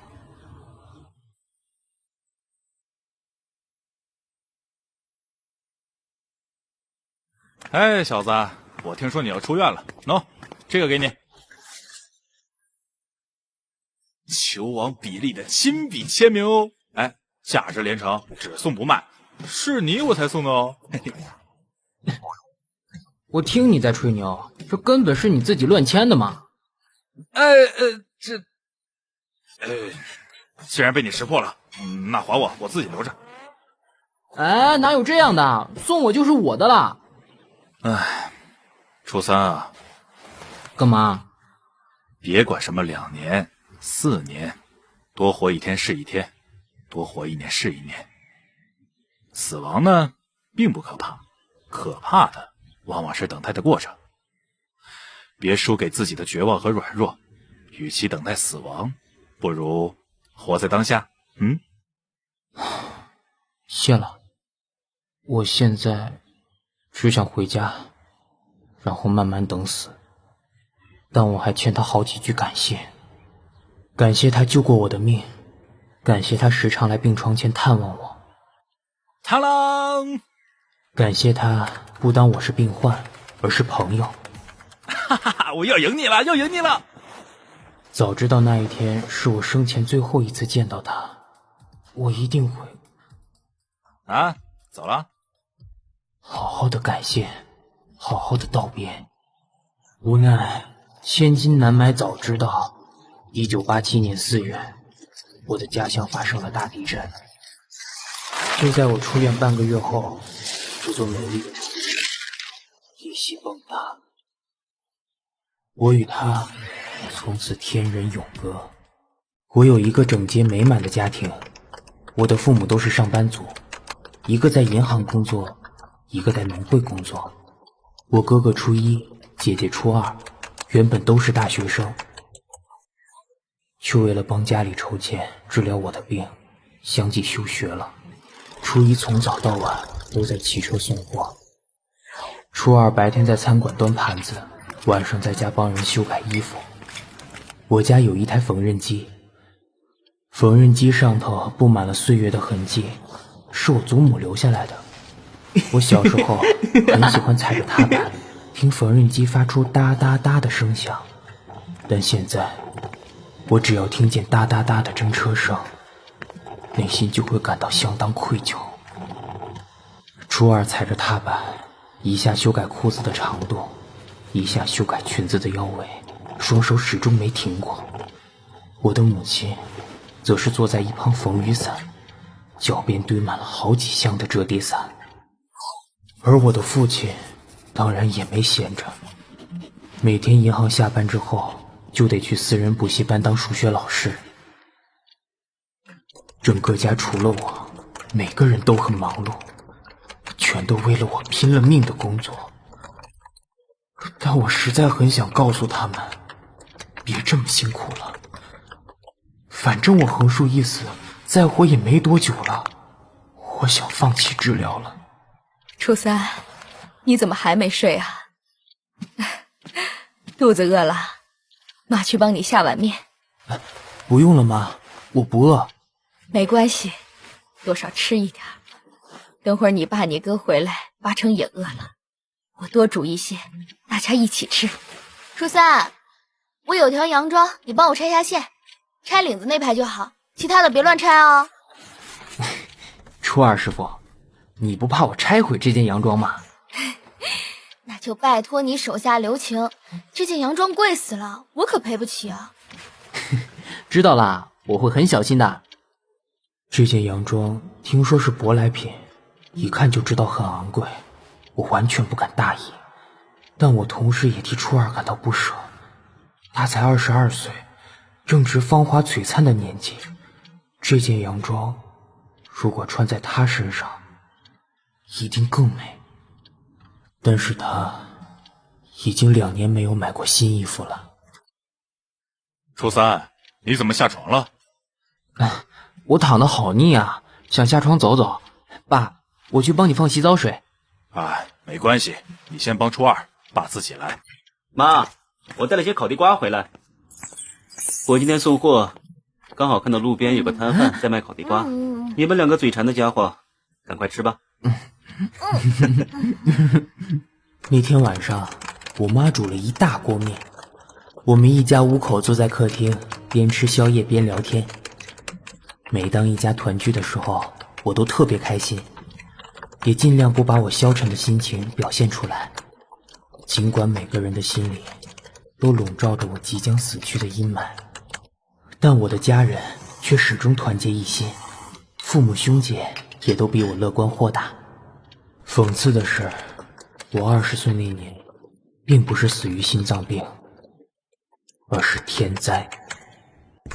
那天清晨，突然一阵剧烈的天摇地动，屋子左右摇晃，地面上下震动，短短几秒钟的时间，犹如天崩地裂，猝不及防。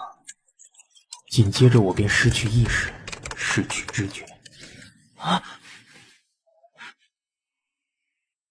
爸妈，初一初二，你们在哪？啊！为什么会这样？因为你已经死了。你看那边。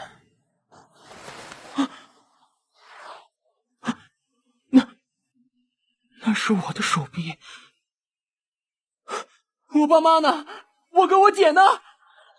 你的家人全部往生，已经被其他死神引渡走了。不，他们在哪里？你带我去找他们。就这样，一场毫无预警的大灾难，把我一家五口的命全部夺走。所谓的天灾，就跟大屠杀没两样，大开杀戒，毫不留情。那一年，那一天，我的人生正式画下句点。人死了以后，不是上天堂就是下地狱，我生前一直是这么以为的。哪知道原来人死了以后全得上天界，先接受审判，再被带到一个小房间与记录员面谈，等面谈结束之后才会发配到轮回局、人事局、地狱。为什么不能见面？我最大的遗憾就是不能见我家人最后一面。初三啊，每天都有数不尽的亡魂被送往天界，死亡局要一个个审判，又要一个个安排你们接受面谈，根本没有时间让你们见面。再说，人死了以后，亲缘阶段各有所归，再见面也只是枉然。大叔，请你告诉我，我父母、我哥、我姐，他们会被发配到哪里啊？等过一阵子，你们兄弟就会被送往死神部接受训练。死神跟那个魂球一样吗？初三啊，萧邦只是奉命行事，你千万别怪他。可是我不想当死神。哼，这不是你能决定的。人事局会选中你，就代表你有当死神的潜质。最后，我被分配到死神部第1大队，而负责培训我的前辈就是萧邦。不过值得庆幸的是，我和初一终于又团圆了。他被分配到死神部第2分队，由第2分队的分队长亲自培训。于是，我的死神之路也就这样展开了。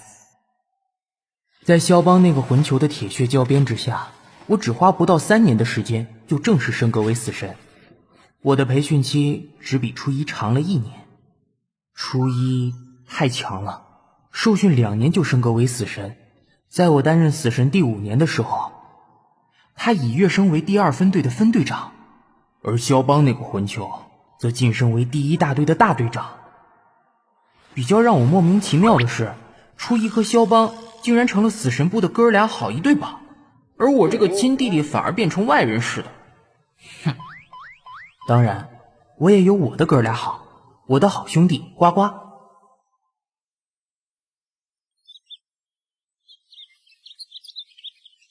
在天界任职的岁月过得非常快，一转眼10年就这么过去了。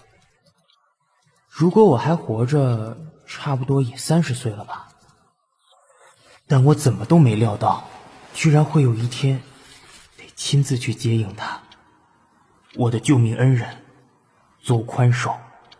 死亡面前人人平等，这是我在死神部学到的教条，但我心里一直有个反抗的声音。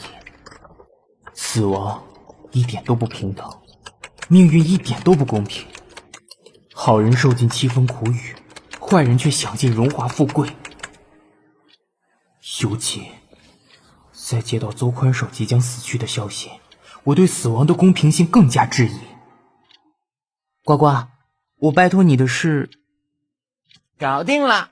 邹宽守今年55岁，我偷看过他的人生档案，只能用8个字形容：人心人术济弱扶贫。这么好的医生，真可惜。像邹医生这样的好人，人世间已不多见，巴不得他活久一点呢，长命百岁，多多行医济世。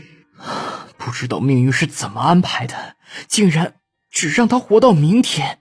初三，答应我哦，你这次千万别胡来寡，生死有命，你不能干涉命运的安排的寡。呱呱，你别管我了，我心里有数。别呀，寡，算我求求你，这一次你一定要安分点儿，别再插手人类的生死了，寡。从你当死神到现在，你算算已经被处分几次了，被铁火烧过几次了。况且你身上还扛了2只大锅，再被记上一次你就完了，寡。别担心了，大不了革职关禁闭。当时的我非常的愤世嫉俗，越来越排斥死神的工作。死神的制服对我来说就是一种束缚。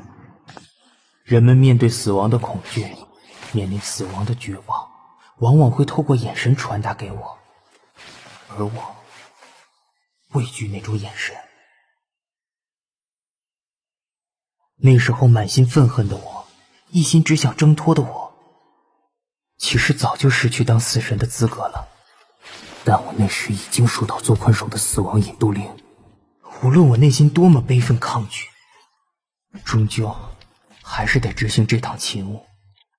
那天清早，起着浓雾，我来到松南公路等着引渡他。他逃过了10年前的大地震，却逃不过10年后的死亡锁。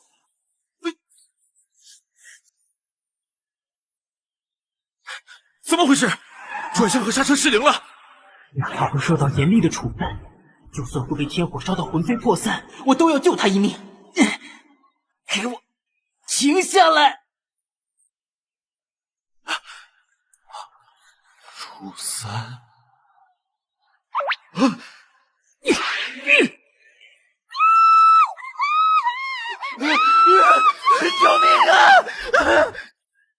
啊！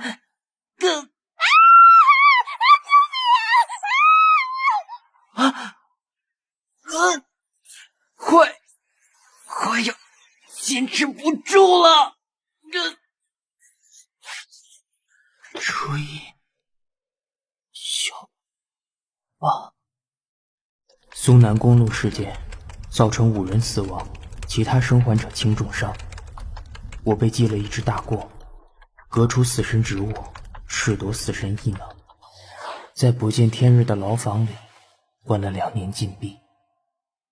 初一说这是奇迹，没有一个神职员工被天火烧成这样之后还能幸存下来。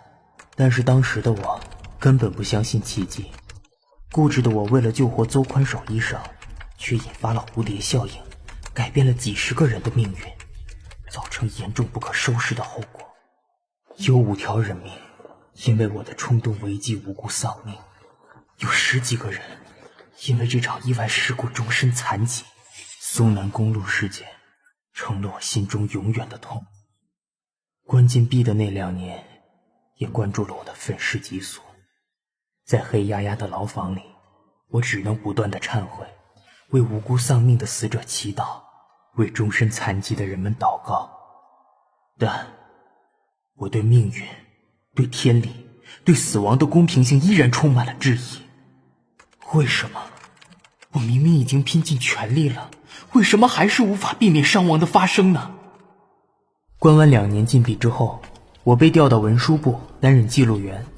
我的好弟兄呱呱变成了培训我的前辈。一转眼，我已经当了18年的记录员了。或许调到文书部对我而言才是最圆满的归属。记载过无数人的命运之后，阅览过无数人的人生档案之后，我才慢慢发现，其实命运再公平不过了。每个人都一样，生死有命，谁都没得选。于是我渐渐相信命运的安排，自有它玄妙的因果定律。天地间除了它，谁都无法参透命运的奥妙之处。尤其在担任过死亡通知的观察员之后，我对生死的感触对命运的理解又增添了更深一层的体悟。而他，邹宽守，死亡通知的最后一位人选，我已经迫不及待地想去见他了。他救过我一命，我救过他一命，我们2个人因着命运的安排，交织着彼此的生与死。如果换算人类的年龄，我今年已经50岁了，但我还是20岁的模样，而他却已是白发苍苍，垂垂老矣。邹宽守医生今年75岁了。邹医生对于那年我突然现身救过他一事，一直都放在心上，耿耿于怀，但他从未跟任何人提过这件事。遗憾的是，现在的他大概也记不住这件事了。他的脑海中有块橡皮擦，早就一点一滴地擦去了他人生的记忆。即使他已经不记得我，也不记得任何人，我还是要去见他。我要亲自去完成一个任务，一个在我任职死神期间没有好好完成的任务。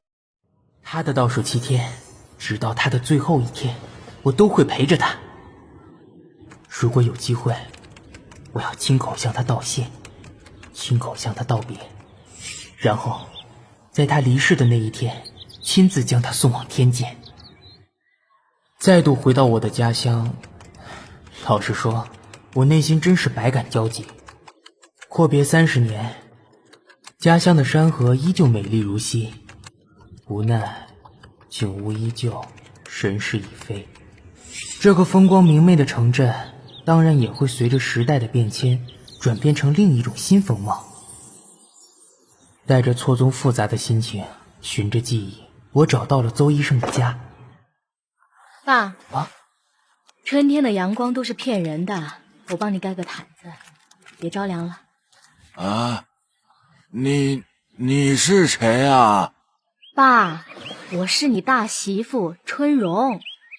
啊，春荣啊，你来串门了。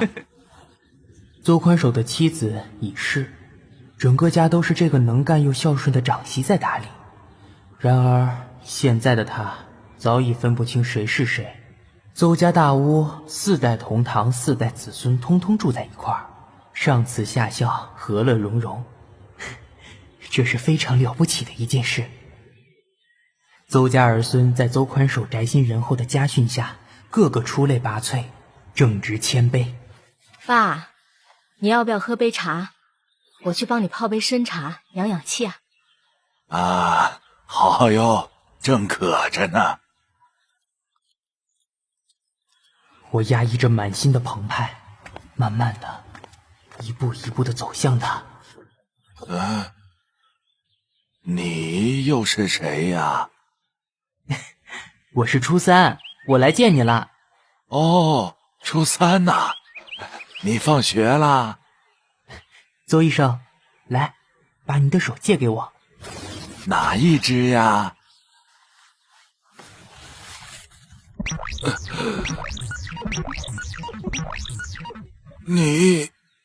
你是谁呀？你怎么穿得这么单薄？小心着凉哦。他已经年迈体衰，我却年轻如昔。他依旧鲜活地存在我记忆里，我却已经从他记忆中消散而去。时间、岁月、光阴，就像一条漫漫长河，我仍在河中漂流，流向无止境的永恒，而他只剩下最后7天。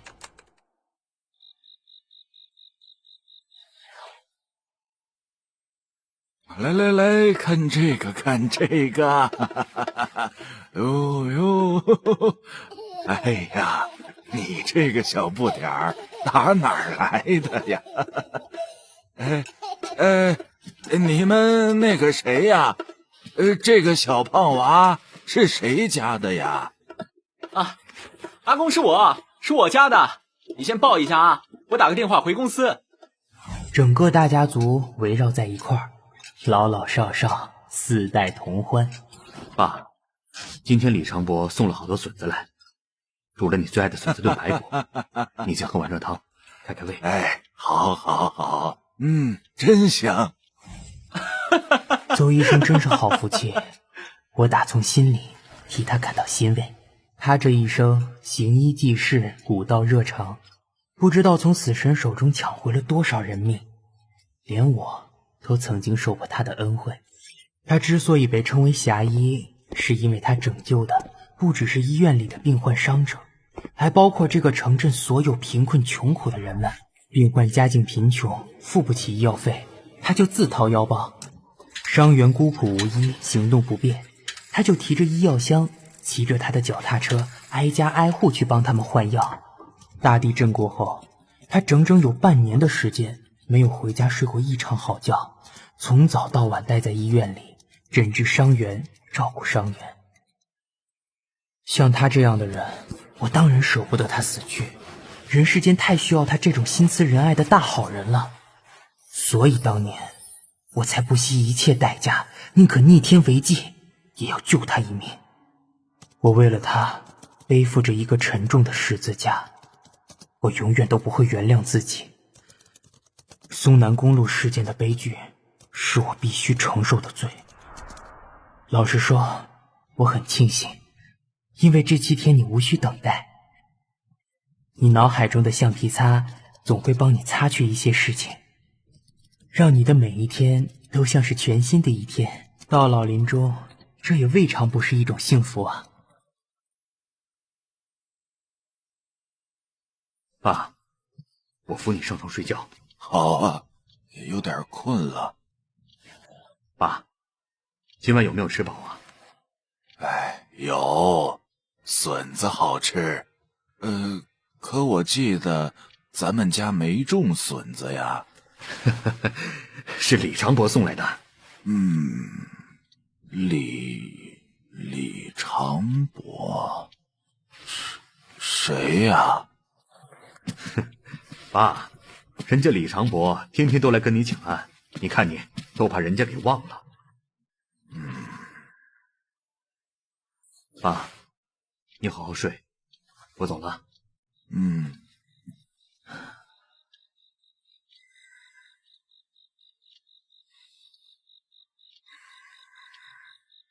邹医生，明天见。即使到了明天，你依然不记得我是谁，我还是会陪着你，走到你人生的最后1秒钟。晚安，祝你有个好梦。桂枝啊，桂枝！爸，怎么啦？想去院子坐坐吗？桂枝呢？桂枝上哪儿去了？爸，妈已经走了。你又想她了是吗？等我一下。桂枝在哪儿啊？爸，妈在这儿呢。你看，跟你在一块儿。妈旁边那个是我。你是？爸，我是金兰。啊？哦，金兰呀，你怎么胖了这么多呀？哎呦，爸，你真是……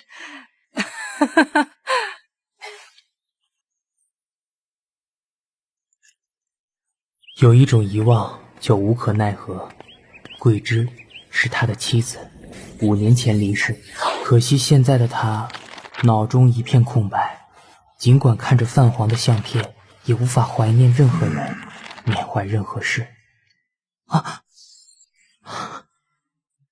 那年我19岁，回到医院治疗心衰竭。我出院那天下午，他硬是把我抓到大树底下，说要拍一张合照纪念我出院。我这个人就是别扭，生病前还活蹦乱跳，生龙活虎的，也喜欢拍照。自生病后就什么都不喜欢了，对任何事都觉得乏味。想不到这张照片他还保留着。邹医生，你还记得吗？还记得当年那个别扭的初3吗？怎么想起来了吗？你是谁呀？我又自作多情了。我是初三。畜生？邹医生啊，我像畜生吗？你怎么没去上学呀？邹医生，我是专程来陪你的。你怎么瘦巴巴的？饿了吗？啊，你在跟谁讲话呀？出什么的？啊？哎爸，你居然还记得他？他是谁呀？初三啊，妈还在世的时候，我听妈说过，这孩子叫初三，是你以前的病患，跟你特别投缘。可惜大地震之后，这孩子一家5口就……妈说你伤心了好久，把这张照片当宝似的，时常拿出来看呢。邹医生，多谢你，一直把我放在心上。邹医生福泽深厚，媳妇们个个孝顺贤淑，把他伺候得无微不至。子孙们出门返家，一定到他跟前请安问候，逗他老人家笑。这几天我观察下来，真是替他倍感欣慰。难怪他妻子过世后，还很骄傲地跟他的记录员说，他什么都不牵挂，什么遗憾都没有，家里头的大小事，儿子媳妇们自会打点。他这一生嫁进邹家，幸福知足，终生无憾。家风贤德，慈孝相传，邹医生也不枉此生了。一个人活到这把岁数，不求大富大贵，但求家和万事兴。儿媳子孙孝顺，这才是一个人终老时最圆满的结局。